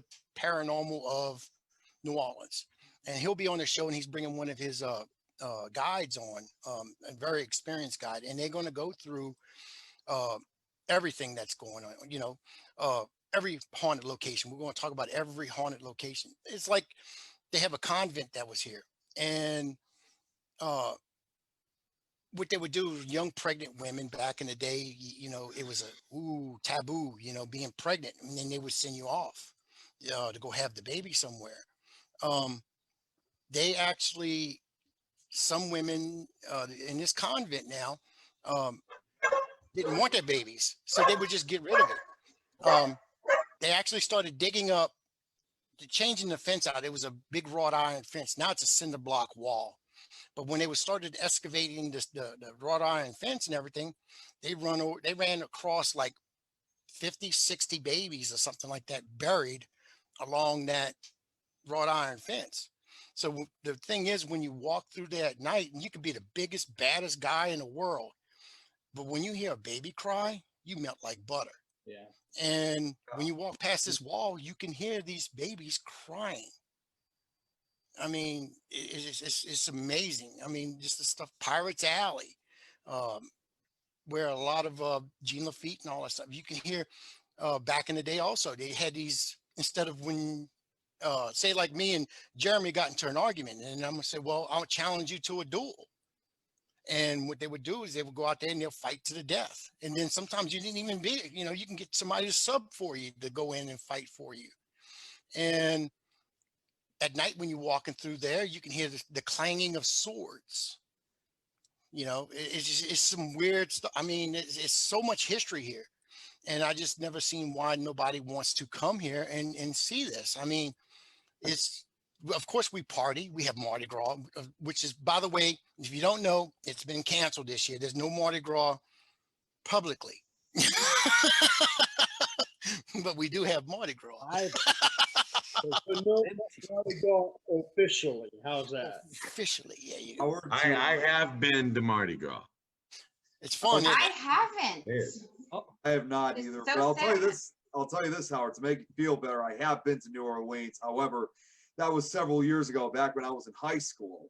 We actually were going on a cruise, but when we came back, New Orleans was obviously on the way back. So we got to explore the place. I don't know if you're familiar. There's actually I don't know if it was a shop or something, but there was even a place that resembled our last name. See how it says Mulae? It was called Mulates.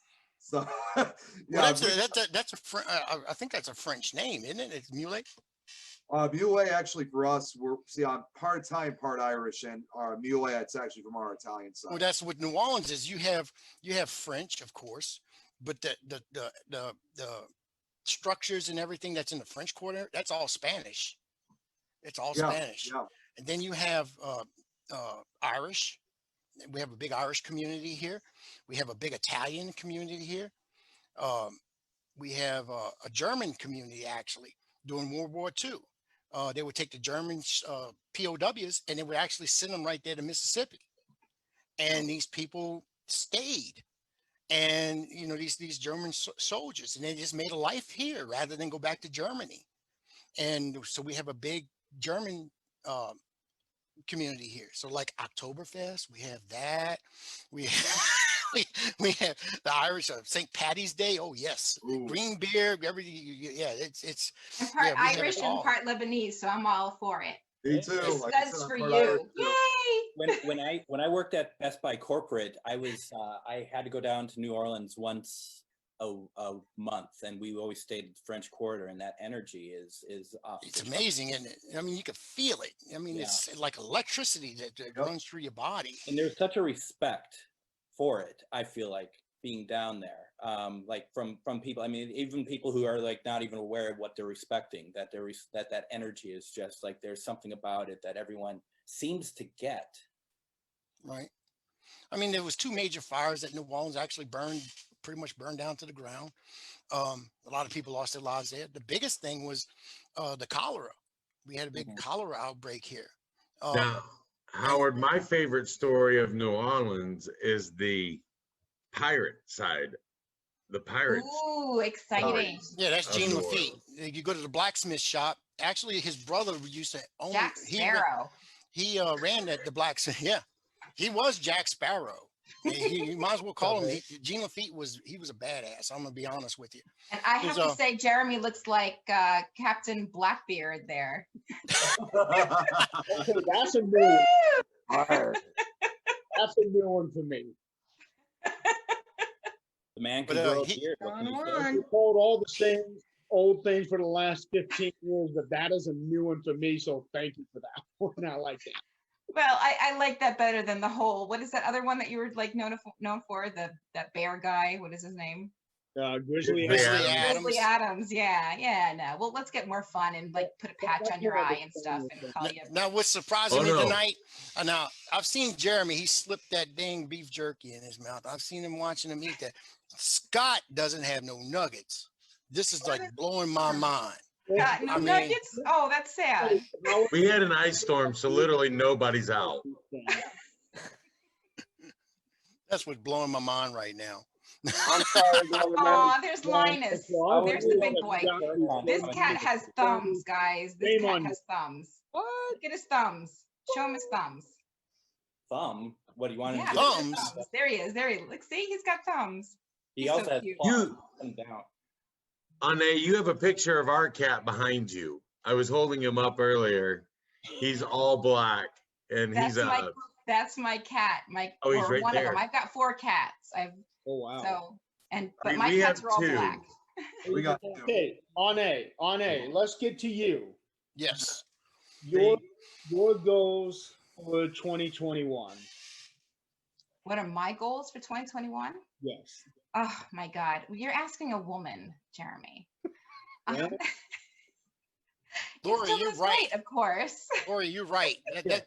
Lori, Jerome just commented, you look like Mick Foley. Wait, did you get dude, knock a couple of teeth out, dude. You Mick Foley. Oh, I thought she was trying to type my name. I was actually in a shop in Carson City back in September, and the lady behind the counter she started blushing. I was like, what? She's like, you look like Mick Foley. I'm like, okay. She's, I love Mick Foley. You just sock.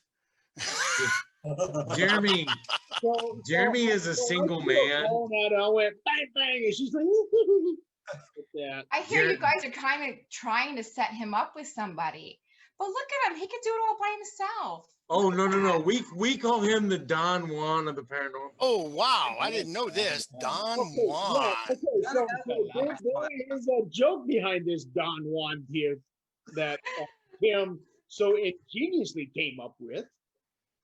It's probably your location, Jeremy. You need to go into a warmer location.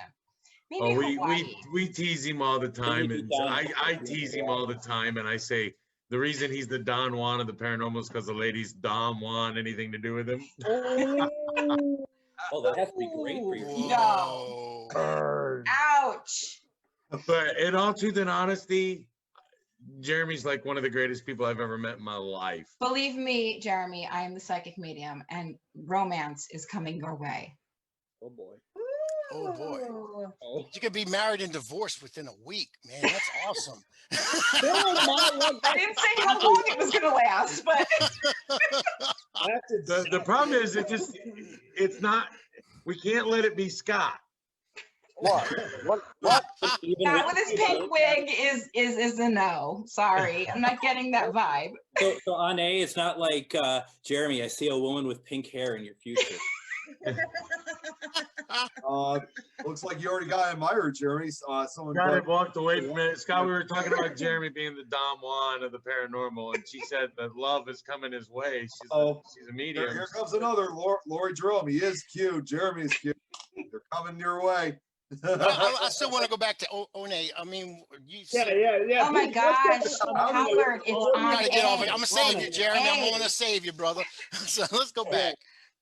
When you say her name right, she'll answer you. Yes. Howard. Onae. Oh my gosh, Howard. Onae Chan. Onae. You emptied out that I got it. I got it. Onae, just call him Howard then until he gets Onae Yeah. correctly. Is that Onae? Onae, like you said. Onae. It's like On saying A, New on Orleans. B, A lot on of people C. come in and say New Orleans. No, it's Howard. New Orleans. Howard. Okay, I'll go back to my New York accent where I'm originally from. I'll just call you Howard. That's fine. Just don't call me late for dinner. Thank you, Rick. Oh, that says on A. On A? Yes. On A. Okay, Yes. on A. That I'm going to stands say it for just the like then that too. she. On I am the top. On A. I am the caller of the dead. I speak to the dead. Hey, Jeremy, we have a comment in the chats. I'm not going to say who it's from. I'm just supposed to tell you Jazz. Woo! I told you. I see Jeremy. I see the comment, Jeremy. You're a handsome guy. Please stop watching the show. Just pick up your little cub there and cuddle with your cub so they can, like, all the women will, adore that. This is getting interesting. This is like Snapchat for adults. Tinder. Tinder. Twitter account. Tinder. Let's swipe it. Live Tinder. We'll go back to on A. Harmony.com. On A. Okay. On Yes, A. Howard. See that? On Howard, A. what's up, Howard? Well, He said it It right. was finished when we interrupted you. I'd like to hear what you had to say. I don't remember. Oh my Lord! What are your How many bottles we done worked on? goals for the coming year? My goals, okay, one, to lose weight, as usual for any typical woman, right? So, and then the other one is basically just to kind of be able to grow in my abilities and help and heal people. And that's truly it, really. I mean, I love what I do, and I want to just kind of expand and be able to spread the word of what I do and be able to help other people. Yeah. And of course, win the lottery. So That'd be nice. Yeah, that would be nice. Okay. All right. but yeah, no, that's really it. I mean, as far as that is, I'd be happy with just losing weight and being able to spread the word and heal people, because that's basically what my whole life has been just kind of, being, I'm a minister, I'm a spiritual guide, I'm a spiritual healer. And I've just been led that way my whole life. From the time that my earliest memory is, I must have been a toddler, and my memory is of, oh, look at Tim and Crystal are leaving. I start talking and they Tim's leave gonna me. tinkle. Hey, it's tinkle We're gonna time. go tinkle. All right, I see how this is. I take a water pill, so I have to. When you go, Jeremy knows. Jeremy knows. But You yeah, no, take my Lasix? earliest You memory take is of Lasix? always being in a spiritual sense and like just kind of looking down on. I was never truly meant to be in actual, like, I don't know, presence. I've always been above, like always spiritual in a sense. And I've always had messages for people. And, of course, growing up in a family and you're the youngest, no one ever listens to you. But as I got older and people started listening to me, it's like, wow, I'd get feedback and I'd be You need to actually get. able to help You really heal need to get with people. Jennifer and Mary Ann. I mean, those two. They're awesome. Yeah, I mean, it's insane how you grow up and you're just like, and I was born and raised in a family of intuitives and tarot card readers. And, we never grew up with the books. We didn't have books in our day where people are like, oh, read a book and you learn all the definitions of a tarot card. No, my aunt would be like, oh yeah, laying out the card. And she'd be like, oh, there's a shopping mall. And we're like, where's this shopping mall? And she's like, in here, you have to listen to your intuition. And that's how I learned. And that's how I grew up. And of course, coffee was a huge thing in the kitchen, so it was always like my Aunt Bev's kitchen was always filled with coffee. My mom's kitchen was always filled with the smell of coffee and spirit. We've always had spirit around us, always, and we always listened. It's very strong in my family. And so just to be able to spread that and help heal people, that is actually, I know it might sound corny, but that is actually my goal: spread the word and be able to help as many people as I can and reach out to them. And of course, lose weight. I really like, Greg, didn't I lose weight? I lost weight like 20 pounds and I was feeling amazing. And then of course, COVID happens and I gain it all back. But, of course, when, I never give up drinking, but, when you walk the weight off, the extra calories off. But then amazing regard. Get you some Lasix. Thank you. Get rid of all that water weight. Boom. Lasix will knock that out. Boom. I'm on Lasix. I take that stuff every day. I thought you said lasers. Lasix. Lasix. Okay. Not yoga or anything. Lasix. What is Lasix? Lasix.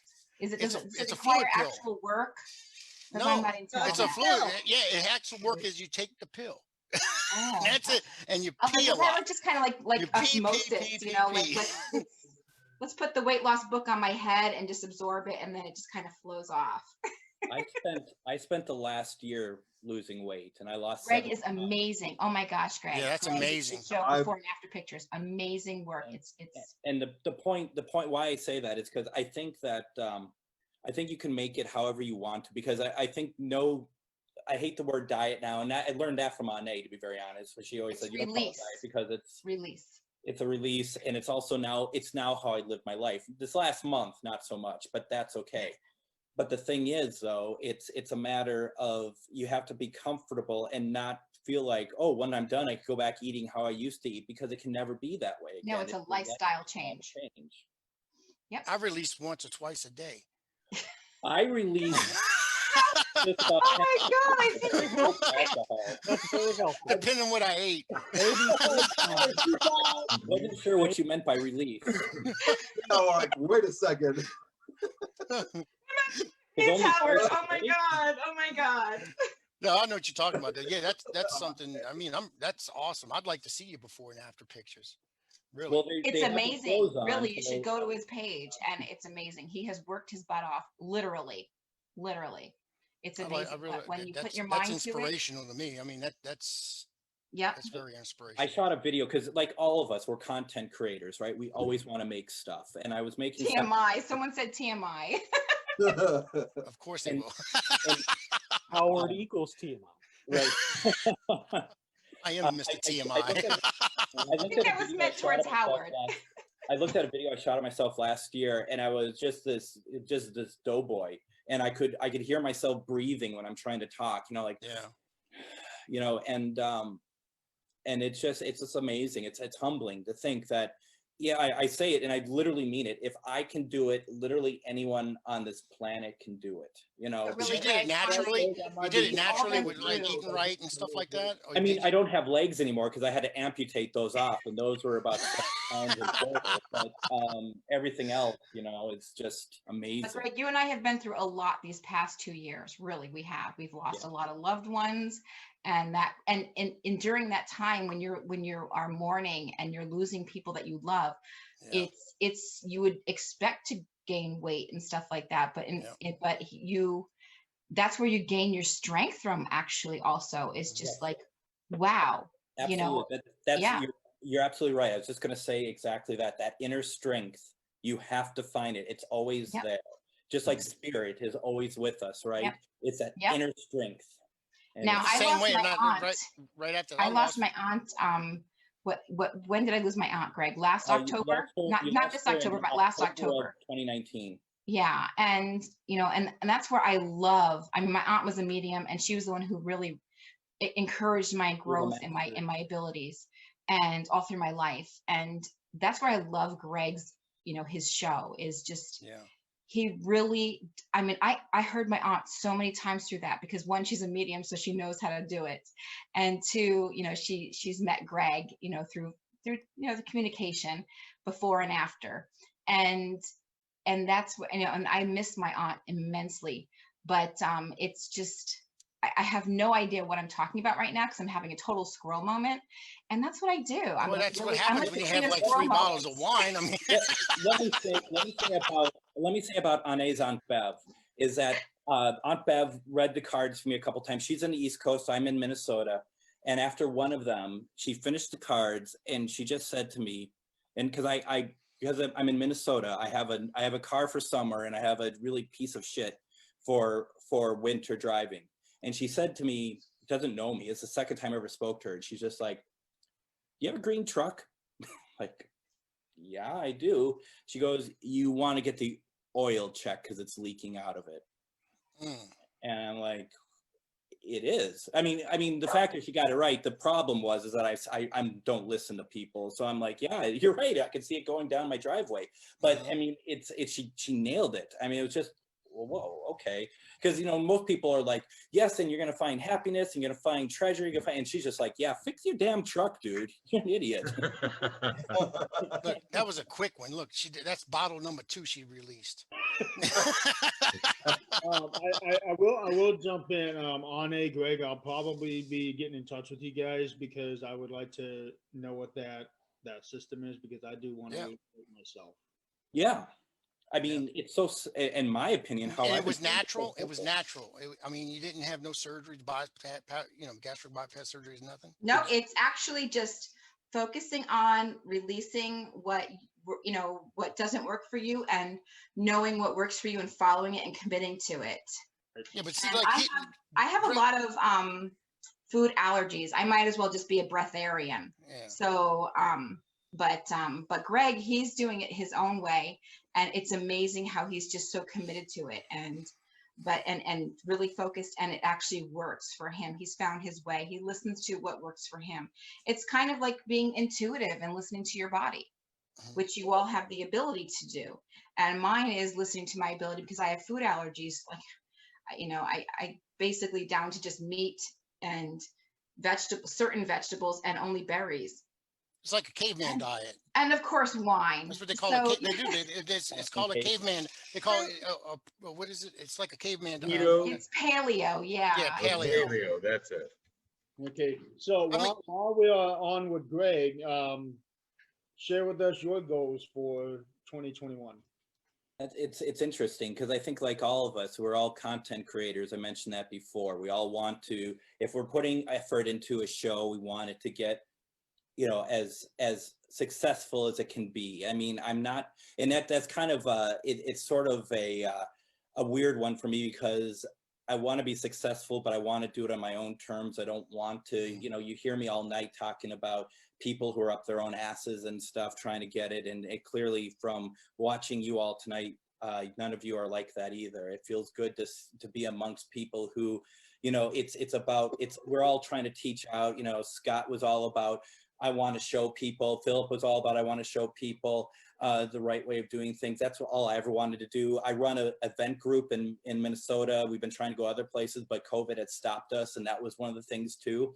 Let's get into cool places, but let's show them the respectful way of doing spirit communication. You know, it's not like the shows. This is how we suggest you do it. And if you are disrespectful, you're out. You know, that sort of thing. You have to respect the spirit. You do, absolutely. I mean, obviously, I'm very proud of my radio show. I'm very proud that I was able to get onto in the Minneapolis St. Paul market on an AM terrestrial station. Even though it broadcasts out everywhere, it's like I'm actually on the radio. I'm really excited about that. And the way I look at that is, with viewership or listenership right now, we start very generic, get people interested, and then I want to bring in people who we're only talking about cases in one episode, or maybe even a couple episodes. We're not talking about generalities. We're talking about, you know, I'm bringing on Alexandra Holzer when I come back from break. It's like, sure, we could do an overview, but let's get into some of your cases or your father's cases.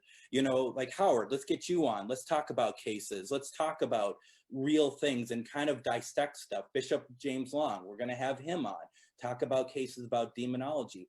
I want to give them a reason for listening. I don't want to just be patting people on the back or patting myself on the back. I want people to understand. And then with the Sunday night Spirit Box sessions, you know, I love them, because by the time I'm done, we do a couple things. We end up getting people who get messages. I'm crying right now because I heard my dad.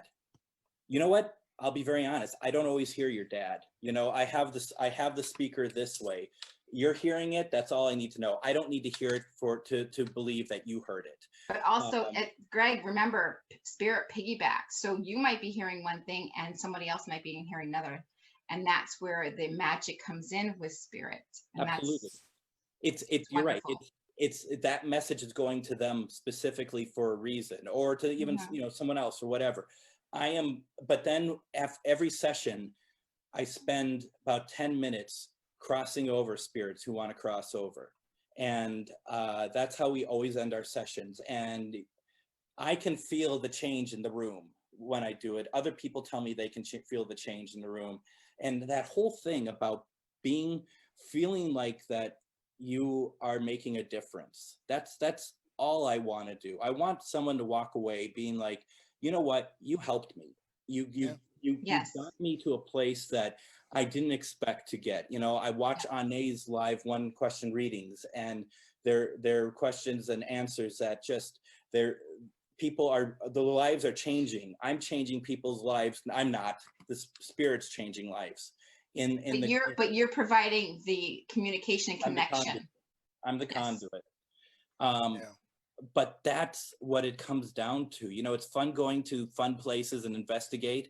But, you know, and I'm speaking to the choir here. We're all the same. We're all the same blood. Yeah, otherwise you guys would not be drawn to it. Right. Yeah. You have it. Everybody has it, but it's who wants to connect and communicate. And Onae and I wouldn't be with you all right now if we felt otherwise. And I love the whole family thing. I really do. Yeah. I mean, I just on being family. Yeah. Para-family. That's what I say. I don't believe in para-unity. I believe in para-family. Thank you. I mean, I love the term para-unity. I wish it was real. It's sad, but it's not. I mean, and then Lori Jerome says this is her favorite part of the show that we're talking. I'm assuming we're talking about para-family, right, Lori? I think it was about his show. I think it was crossing over. Oh, okay. Well, whatever. I mean, I could be wrong. We'll just make it whatever we want. But it's all good. In our fantasy world. And the idea too, you know, it's like, I mean, this is what I love watching. I love watching Onae. I love watching Miriam being able to help people. You know, all of you who are talking and trying to unravel, you know, ideas and bring new ideas into cases that existed, like the Black Dahlia. All of this stuff is what truly pushes forward our field. And like I said earlier, none of us ever say, oh, we're done with it for the day. It's always with us. It's in our DNA. It is us. We are paranormal. And, you know, and paranormal to me encompasses so much more than just what some people do. I remember being at a Paracon, and forgive me if I keep blabbing. I remember being at a Paracon in Minnesota, my first year there. And we had a paranormal team up on stage, you know, the few, you know, I hate elitism. I really hate it. And there was just one group that was the local group that would talk, and everyone else was the celebrities. So whatever. And someone asked a question to this group, like they're experts. And it's like, well, what do you think about mediums being on your team?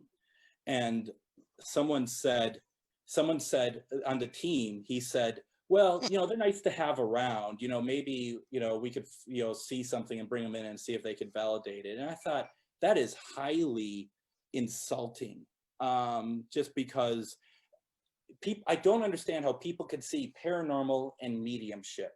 It's the idea of bridging the gap and bringing it together, because we're all the same. I don't care what anyone says. We are all the same. And we're all in this looking for the same sort of answers. So that's a long way of saying that, you know, I want to keep doing what I'm doing, I guess. Greg, I think the problem that people have is that so mediumship is basically intangible. Whereas when I have a device, an instrument, or I'm actually, you know, maybe there's a knock or a bang or so, all that's tangible. So that's where I think, you know, to Onae's credit, and any medium who can actually convey what they're experiencing, that adds to the story, that makes it more tangible, and then people can say, oh, well, because again, going back to the point, we all have intuition.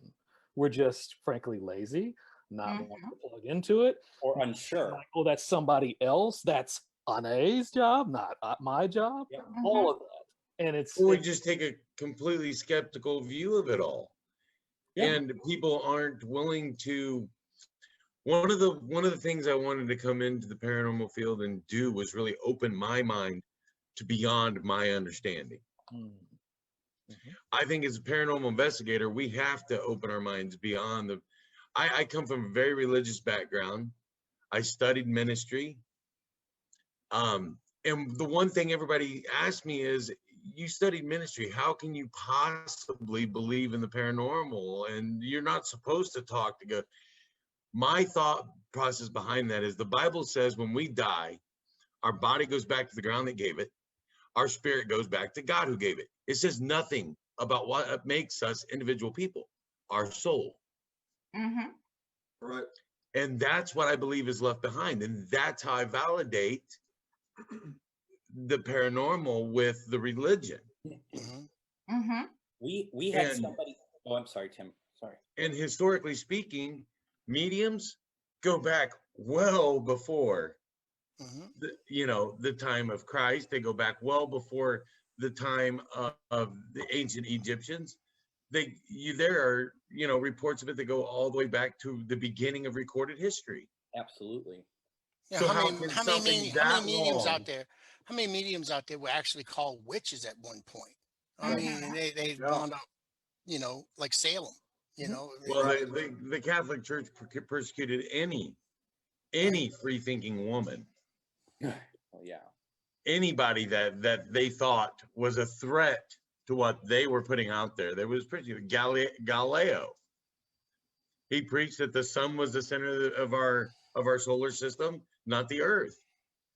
And Nostradamus predicted that the woman would be coming back. The mother God would be coming back. Yes. So, I mean, people get so wrapped up in what they've been taught that they don't open their minds to what's really out there. So Tim, I just want to say, when Onae and I were in Tombstone, we were walking down the street and some man comes up to us. We don't know him from Adam. And this happened the whole weekend. We whole had people coming up the whole weekend, and he's just like, I need to talk to you too. And we're like, why? We don't know you. He's like, I feel like I need to talk to you too. And he's like, how do I like correspond, and how do I make, how do I reconcile the fact that I'm a Catholic with the fact that I believe I see ghosts, and one of them being my mother. And we were Mind you, this was 112 degrees. I mean, we were on fire in the middle of the street. Right. It was pretty cool, but I mean, we were there for about 20 to 30 minutes explaining to him our thoughts, and I always say it this way, and Onae may have a different view on it, but I always say it like as our thoughts on it, because I never want to come across as this is fact. Anything I say is what I believe. It's not a fact. I'm too small in the universe to be able to say with certainty really about anything. But we were in Tombstone. That happened. We were in Bisbee, Arizona, and somebody came up out of nowhere, and they were like, several people actually. Remember that, Greg? Yeah, that's true. One that came from Wisconsin. One almost ran us over, though. That's the one you're probably referring to, Deidre, or whatever her name is. And they were just like, we need to talk to you. We think that for some reason we're drawn to you too. We need to talk to you about, and it was always about metaphysical stuff. Well, the one thing I always tell really religious people when it comes to the paranormal field, the one thing I always tell them is, who are you to say what God can and can't do? Absolutely. There's a humongous difference between what God is and what man says God is. Can I stretch that a little bit further, Tim, into us being into the paranormal? And I know that something like orbs is highly contentious, but I remember somebody posting somewhere once, because someone posted a picture of what they thought were orbs, and there were two of them together. And I just remember this response. Someone's like, it's a known fact that two orbs cannot appear at the same time. Let's get rid of the fact that whether or not we believe in orbs, let's just throw that out the window. Let's just pretend we all believe in orbs. Who are you to ever say that orbs cannot exist two at a time or in pair? I mean, none of us can talk to that. I mean, we can try to debunk it. We can try to have our opinion on it, but to be able to say with fact, no, this is how it works, that's wrong.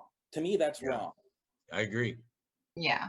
and even all the classes that I've held and worked on and created myself and all the things that I've done. And I would include other mediums with me or other psychics, intuitives, and they had their rules. It's like, no, I'm sorry. This is my class and you're not allowed to have rules. And because everybody has their own way of communicating and with spirit. It's all about what resonates with you. It's always different. And when they were to like hold different rules, like, oh no, you're doing it wrong. No, sorry, you're not doing it wrong. Don't worry about what this person's saying over here. You're identifying how you communicate with spirit and what resonates with your soul. And that's how I feel. If any of you ever use something like Photoshop and you come up with a way to do something, there's probably about 15 different ways to get to that. So everyone has their own way of doing it. It looks the same. It gets the same results. It makes you happy. It just means that we have our own way of doing it, as Onae said. It's just an amazing, and like Onae says, it's if someone says, no, that's not how you talk to spirit, it's like, I talk to my cat differently than how you would talk to my cat or how you talk to your own cat. God has many houses. I've been using Photoshop for over 10 years and I'm still learning new ways of doing stuff. Absolutely. So Jeremy, as the host of the show, or Howard, There's Jeremy. But we'll go with Jeremy first. What is your goal, hon, of what you want to see happen through the year? Oh boy. Besides finds romance.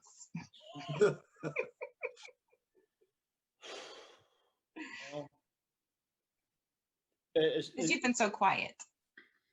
Yeah, well, I generally am a quiet person unless somebody gets me in on a conversation. Then you can't. Yeah, well, I'm making you talk now, so you better speak up. Come on. I can't talk very much because we actually only have about 20 minutes left for the show. And then and talk quickly. So give us a brief summary. Yeah, there you go. Very brief. Basically, there are many goals that I have for the team and the podcast. Is I would like for the podcast itself to get more exposure, because what we're about is we're about finding the truth and digging deep into several topics. Like you probably most likely didn't see this, but a few weeks ago we actually had Tim as a guest on our show, and he was talking about the truth of Vlad the Impaler and how that's exciting. That was how he was used as the inspiration for Dracula, but the name Dracula was not quite what Bram Stoker. Yeah. What Hollywood wants it to be. Right. Well, what it was is that the misinterpretation of the word Dracula is that he was using the modern term instead of the ancient term of it, the meaning behind it. Basically, in the 1400s in Romania, the language was different than what it is today. Yeah. Then the word, at that point in time, the word Dracula, meant son of the dragon. In modern Romanian, it means son of the devil. Yeah. Correct. Yeah. So words throughout history, the meanings change, even though the word itself stays the same, and it's still happening today. Yeah, exactly. Can I? And that's where that movie comes in with what's that movie, Greg? That one with Tom Hanks. Salem's Lot. No, I'm just kidding. I don't know which one. That's isn't that? Oh, you mean Da Vinci Code or? Yeah, the Da Vinci Angels Code. and Yeah. Demons. Yeah. I know the exact scene you're talking about here. Very. Yes. And can I also, have any of you had on your show Shannon Bradley Byers on your show at all? Is that someone I'm supposed to know, Greg? Well, I mean, there's more than you hear, but yeah, you could know if you like. She is somebody who goes through like known places, known haunted places, and extracts the real truth of some of these places. That where the TV shows are saying 30,000 people died at this, this insane asylum, where in fact she finds the truth, and it's not always as massive as you might hear, but it's the truth, which is what I think we all want to hear. We all want to hear accurate information. Well, that is what Tim and Crystal do. That's what made me think. That's Yeah. why. I love the history. I love the history. Jeremy teases me and says that I have so much knowledge up here, it pushed all my hair out. Yep, I do. There's no room for hair. You have to have the knowledge. Just kind of pushes it out there. Well, like I said, I love history. I study it constantly. I think I'm going to be on the show again as a guest in about a week from next week. Well, and I think talking about modern conspiracy theories, what's credible, what isn't credible, as far as we know. What are we talking about? We're gonna conspiracy. Your pink wig. That's our topic for next week, Scott. I gotta just say, by the way, I mean, Tim, I'm with you on that, on the subject of history, because I've done my research of history too. So I 100% agree with you. Researching the history a lot is always so fascinating. I mean, I'm practically the historian of our crew. I do a lot of the research myself, and that's when I give it out. So yeah, I'm with you on that too. Well, we went on an investigation blind once. We didn't know what the truth was. We were told what the truth was. We came back, we researched it, and we found that some of our own personal experiences directly linked to what has happened in the history of this building. And we weren't told that when we went on the tour of the building. We were locked in a jail cell at Crown Point, and the whole time I was locked in there, I just wanted to bash my head into the bars. I mean, I don't know why I felt that way, but I wanted to bash my head in the bars. And I kept telling Crystal this while we're in there, and she said, yeah, I get it. I feel it too. We come back, we do research. 2 men committed suicide in that jail by bashing their head into the bars. Oh, wow. So from then on, when we go on an investigation, we try to dig as much research as we can on the place before we go. That way we know what we can try to draw from and put out there to get the spirits to interact with us more. Well, We're gonna change I our would love name. for you guys to come to Tombstone. I think we need to change their names. Instead of I Tim would and love to- Crystal, instead of Tim and Crystal, we need to call them like Scully and Fox Kohler. The truth is out there. So real And quick, someone needs to tell it. So that I'll go ahead and finish up my goals, so that we can move on, because I want to get Nick's goals in as well. And hopefully Scott and Tim and Crystal's if we have time. And Rick too. Poor Rick's just been sitting there. And Nick too, yeah. And Scott. Sorry, I've been talking too much. Scott only showed us the pink wig. I mean, come on. Scott's being really quiet tonight. He has. He exposed himself with the pink wig. Got some bars that'll take you over here in New Orleans, Scott. We already know about Howard and his exposure. So team wise, my goal is we're going to be diving into doing more research. In fact, we also got some projects going on that one, and the ultimate goal is to get back into helping families, which the team has actually gotten away from the last year and a half, and we're now going to be diving right back into that. That's good. That's amazing. Yes. And my personal goal, besides the whole losing weight, is to face the one thing that I fear the most, and that is finding happiness. Finding love. Right. Well, love is different than happiness. Yep. Well, if you're in love, you're happy. So anyway, enough about that. Always. Nick, what That's a whole are your other show. goals for 2021? So I got a few. Some of them are still kind of up in the air, but for starters, I'm just about almost close to finally finishing this my Para-Unity COVID video. I mean, it really did. I know. It's really taken a long time. But it's not because of me working on it. It's because I'm still reaching out to so many people, and right now I'm currently reaching out because I said this about a week or so ago. I just finished up finally reaching out to investigators in Europe. So now I'm getting out to the Asian countries. Australia is going to be next. And then I'm going to do one final check here in North America to see if anyone else wants to have their names or teams or even their podcast names added on for the video. But in addition to that too, of course, like a few of you guys out there, it's the 2020 was the year that I did the least amount of investigations. I'm just ready to get back out onto the field. And I'm also working currently on an audiobook series I know some of you guys are probably familiar with. I just recorded 3 more stories last night, so I'm already halfway through. So I got 10 more to go. But there's one particular event, and Jeremy, Scott, and Crystal, I spoke about it to you guys when I was on 13th Dimension a couple months ago. There's one particular con that's still, they have not given me any updates about what's going on, but they're doing something called autism awareness at Ashmore Estates.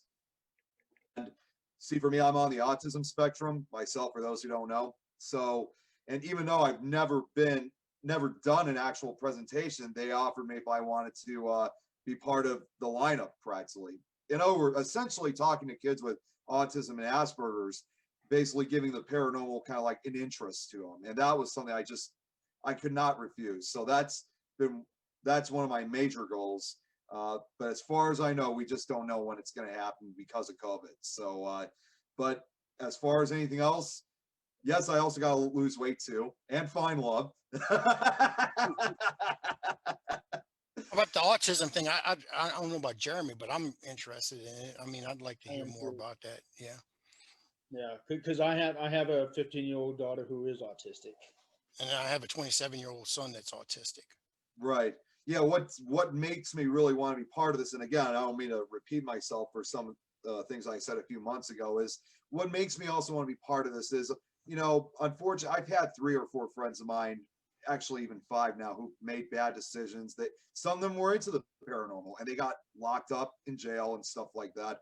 And anytime they got involved in something like that, and they wanted me to get involved, I'd walk away because I don't do that kind of stuff. So, you know, Chicago is home to one of the most notorious jails here in the country, which is Cook County. And when you think about it, like Cook County, you know, we're a very large, very populated area. And so most of the inmates and individuals to work at the facility, they come from this county. So you cannot walk these jails and not know someone that you know from your past. So if it's something that we can do to influence the behavior of autistic and Asperger's kids, teens, and young adults, you know, using paranormal and history like as a subject of interest, you know, we'll do whatever it takes. It needs to be done.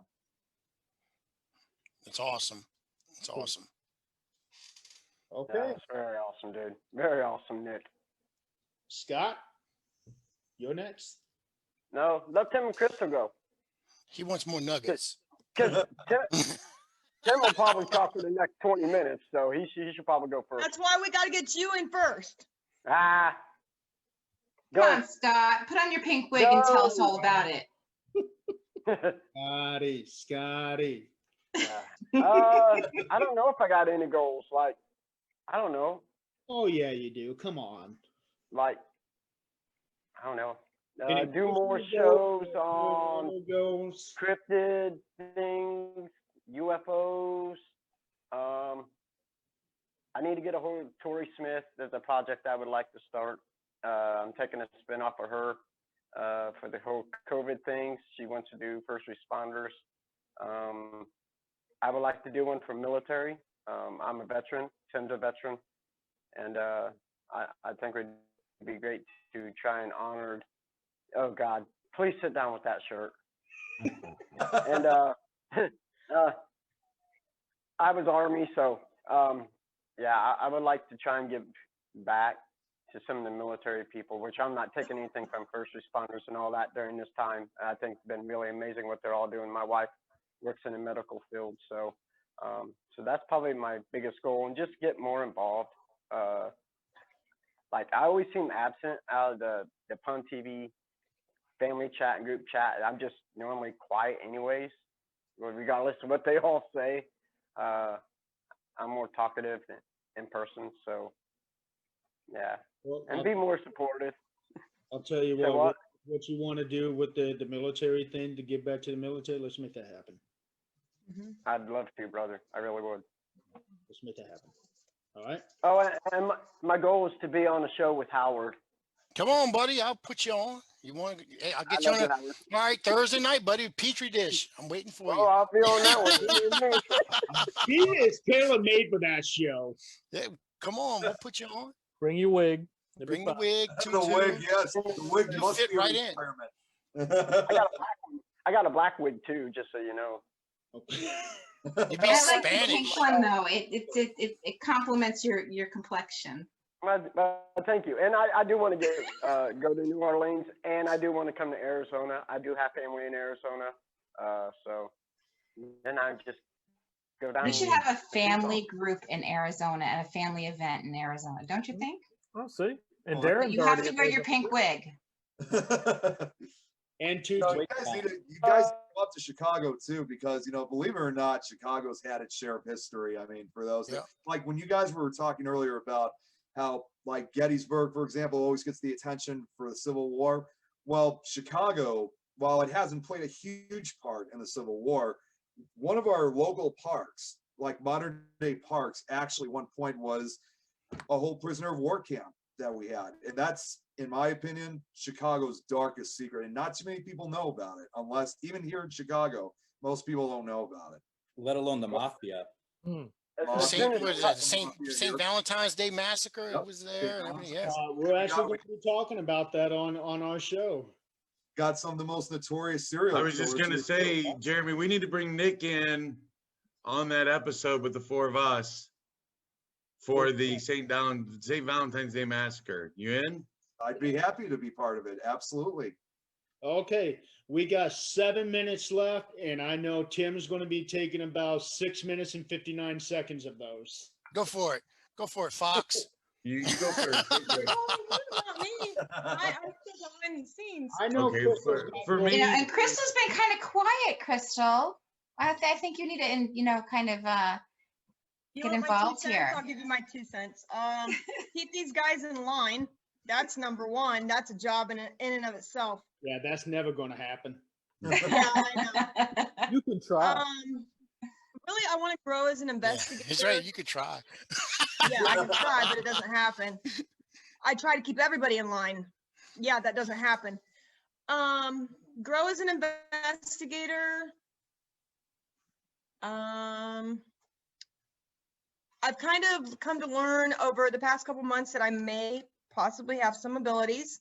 So I'm kind of wanting to check into that, go down that path, and kind of be more spiritually enlightened, if that makes any sense.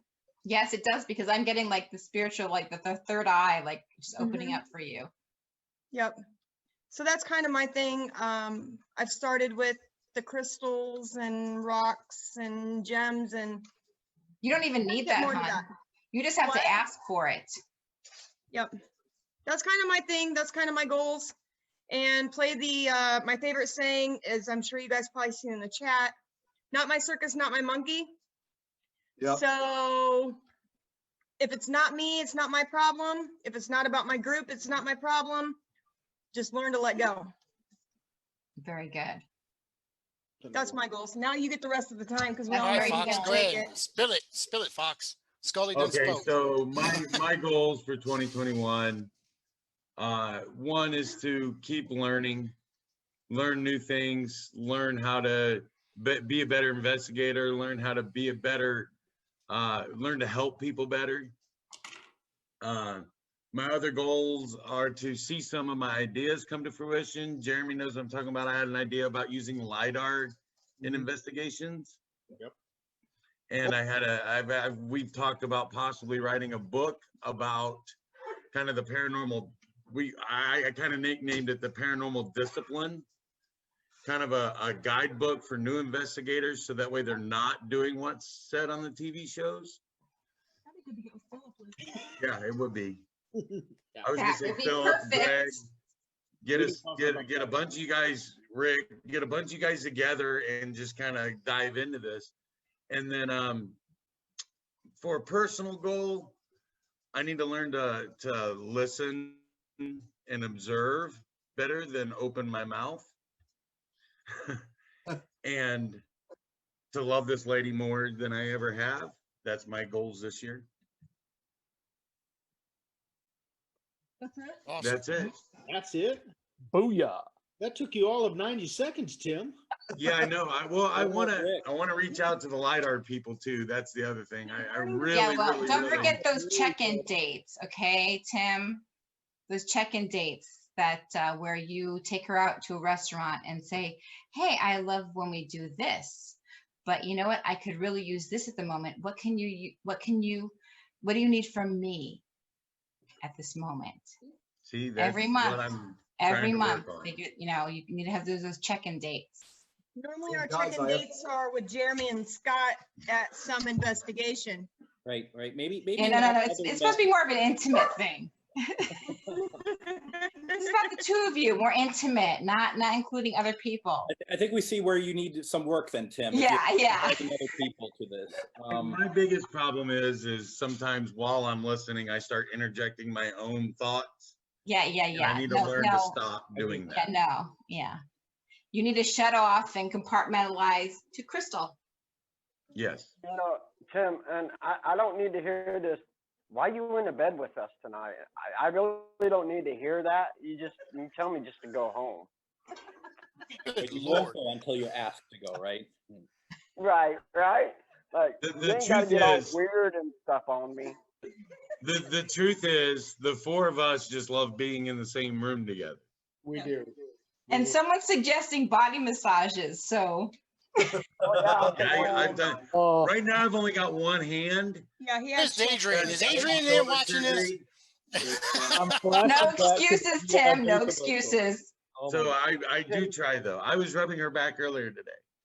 And Tim, I can massage my body with one hand all the time. Oh my God, Scott! We need to hear about that. And here we go again. Tim, I. I'm doing the picture this here tonight. We already went to the hard room. We already talked about the hard room. I mean, we don't need God, I was cleaning mine one time and it went off by accidental discharge. Yeah. Oh, guys, I'd like to add. We need to do more. Sorry. Go ahead, Howard. Go ahead. I forgot to mention one other thing. This will be something that will be quite a benefit for some of our goals. I'm sure you guys saw this a few days ago, but I also got this now to add for the goals. Ooh, what is it? Looks like a machine thing. It's a machine thing. Machine thing. Yeah, it's a machine thing. You got it right. That is, you need to get a labeler and put that label on that piece of paper. Yes. I'm gonna. Now that she said that, it's gonna be labeled as a machine thing. What brand is that? This is my favorite is the voice talkie thingy. I like that. The HDMI night vision infrared camera I got for Christmas. So this will be great. That's awesome, dude. Broadcast live. You know, we could actually go live on YouTube and Facebook with this. Sweet. Nice. I like the things with the little dots and lines. Oh, Little yeah. stick figure things. Yeah. The blinky thingies. Those are exciting. You're talking. I think the goal for all of us this year, all of us investigators, is just to get out there and investigate and help more people and be involved. My favorite thing about doing these shows is that we get to meet new people. We get to experience new experiences with you guys. That's what we love about this, is meeting all of you, getting those connections. We're talking to people from Ireland, England, Hi, Jenny. Germany, France, Australia. It's awesome. Yeah. It's awesome. There's Linus. We're bringing the world together through doing these shows. And I think that's big boy. That's what we love about doing this. And on top of that, with that being said, You're at the 90 seconds. Well, if we got 90 seconds. We got 90 seconds. The senator yields his time. I'd like to see more research done on toilet demons myself. Oh, I mean, these things do exist. They do exist. Show's going down the drain. They exist. I'm telling you, these things. It couldn't have a Come show. on, you're like exposing me to too much. I'm Toilet demons. sheltered, Howard. I'm sheltered. There's only They 4 are minutes real. left. too much gumbo. That's a show in itself. I can go into details and everything with a toilet demon episode. That's a Petri dish. Next Thursday, tune No, in. I'm gonna do some research on there. 2 hours and 56 minutes. 3 hours and 50. Almost made it without talking about toilet. Oh, 2 hours and 50. Toilet demons. They Howard has exist. exposed me to too much. Oh my God, my mind is exploding. I love living my sheltered life. Anyway, Okay, All guys. right, Jeremy. We have to wrap. Jeremy's doing it. Oh, guys, I have a final. Thank you, Jeremy, for inviting me onto the 13th dimension. Well, Thank to you. all of you guys for being a part of this thing, and Gabe and Phil, Adrienne. Do we have anybody else that left? Onae. No, Still here. Howard, do you have it right now? And left. Rick, thank you. I think And all the hosts that could not join us tonight, Ricky, Holly, Jennifer, Emily. Emily Manshouse. Emily. Yeah, they all. Yeah, I forgot to tell you, Crystal. They all contacted me either last night or today. Certain things have come up. They weren't able to make it. No, that's fine. Ricky I just actually don't want to tried forget to make them. tonight. Just don't want to forget them. Want to recognize them. They're all amazing. Watch Pun. Yep. Yes, all of Guys, by the way, and I have one quick Onae. announcement to make. Rick? It's partially unrelated, but tomorrow is actually my dad's birthday. So I thought, Oh, happy birthday to your Happy dad. birthday, Dad. Thank you. Thank you. Happy birthday. So yeah, you guys can see, we are one big family, and Onae, Gray, Nick. Yeah. Oh, don't tell me you're going to start. Welcome to the family. I've been drinking and I'm going to start grilling open flame. So wish me luck. All right, so it's been a great show. Thank you guys for being on here, and Happy New Year. Absolutely. Thank you, happy everybody. New Year. Thank All 2020. you guys. And thank you for Jumanji. welcoming me into the family. That's I right. appreciate it. I feel like I'm Italian now. I'm in the family. Yes, my fellow Hey, yeah. Italian sister too. Thank you. We Next, won't make you kiss a ring in this family, though. next up is Tim, this guy right here. He'll be talking about conspiracy theories. We will be talking about conspiracy theories. I'm going to talk to you, Tim. Stay on. We'll all talk Tim for a needs to little be on bit. Ghostbox Radio real soon.